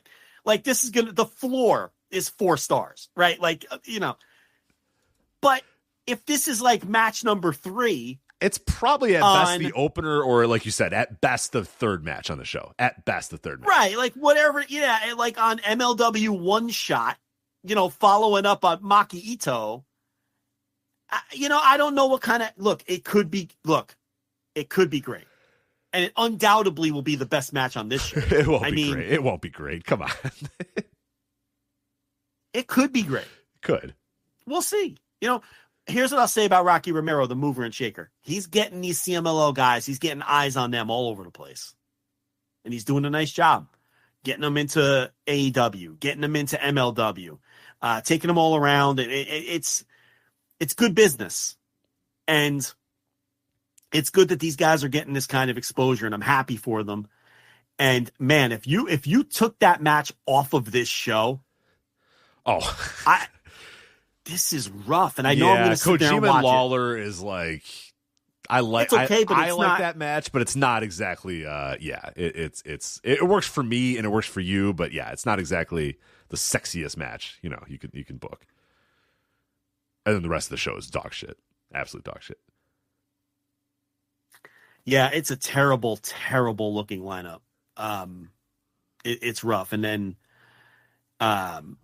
let's see. They announced for I thought they had something announced for the January show, but now I'm not seeing anything. Because I thought we talked about it. Maybe I'm confused. But anyway, that's your MLW catch up. The tapings. Cage match is giving me the 404 error. Yeah, it appears to be down. It appears to be down. I was browsing too, and it appears that there's an error there. So. We're way over time anyway. But the pointer is, trust me, the roster is fucking. It sucks. Pathetic. Right, the roster stinks, and no one's wrestling there right now. And yeah, QT Marshall would join that roster and be in the top 20%. Interesting people there. Yeah, instantly. Yeah, and I mean, this is the kind of promotion where he could get a push. Mm-hmm. So that's definitely another option for him. Would he go work for Billy? I don't know the answer to that. He could probably get pushed there too. If he just wants to be a top guy. If he wants to be pushed and wants a chance, an opportunity, a push, whatever, then yeah, he's got to go to MLW or NWA or something like that. Because yeah, he's going to walk. He can get an agent job probably tomorrow in WWE if he wants, but I don't know if that's what he wants. So I guess we'll see what the motivation is going to be for him moving forward. But I think we're done. Yeah, we are done. So that is it for this episode of the Flagship Podcast. Again, voicesofwrestling.com/flagship merch is how you're going to be able to get the official The Notebook, Spiral Notebook, as well as other Flagship and Flagship Patreon merch. Again, voicesofwrestling.com/flagship merch.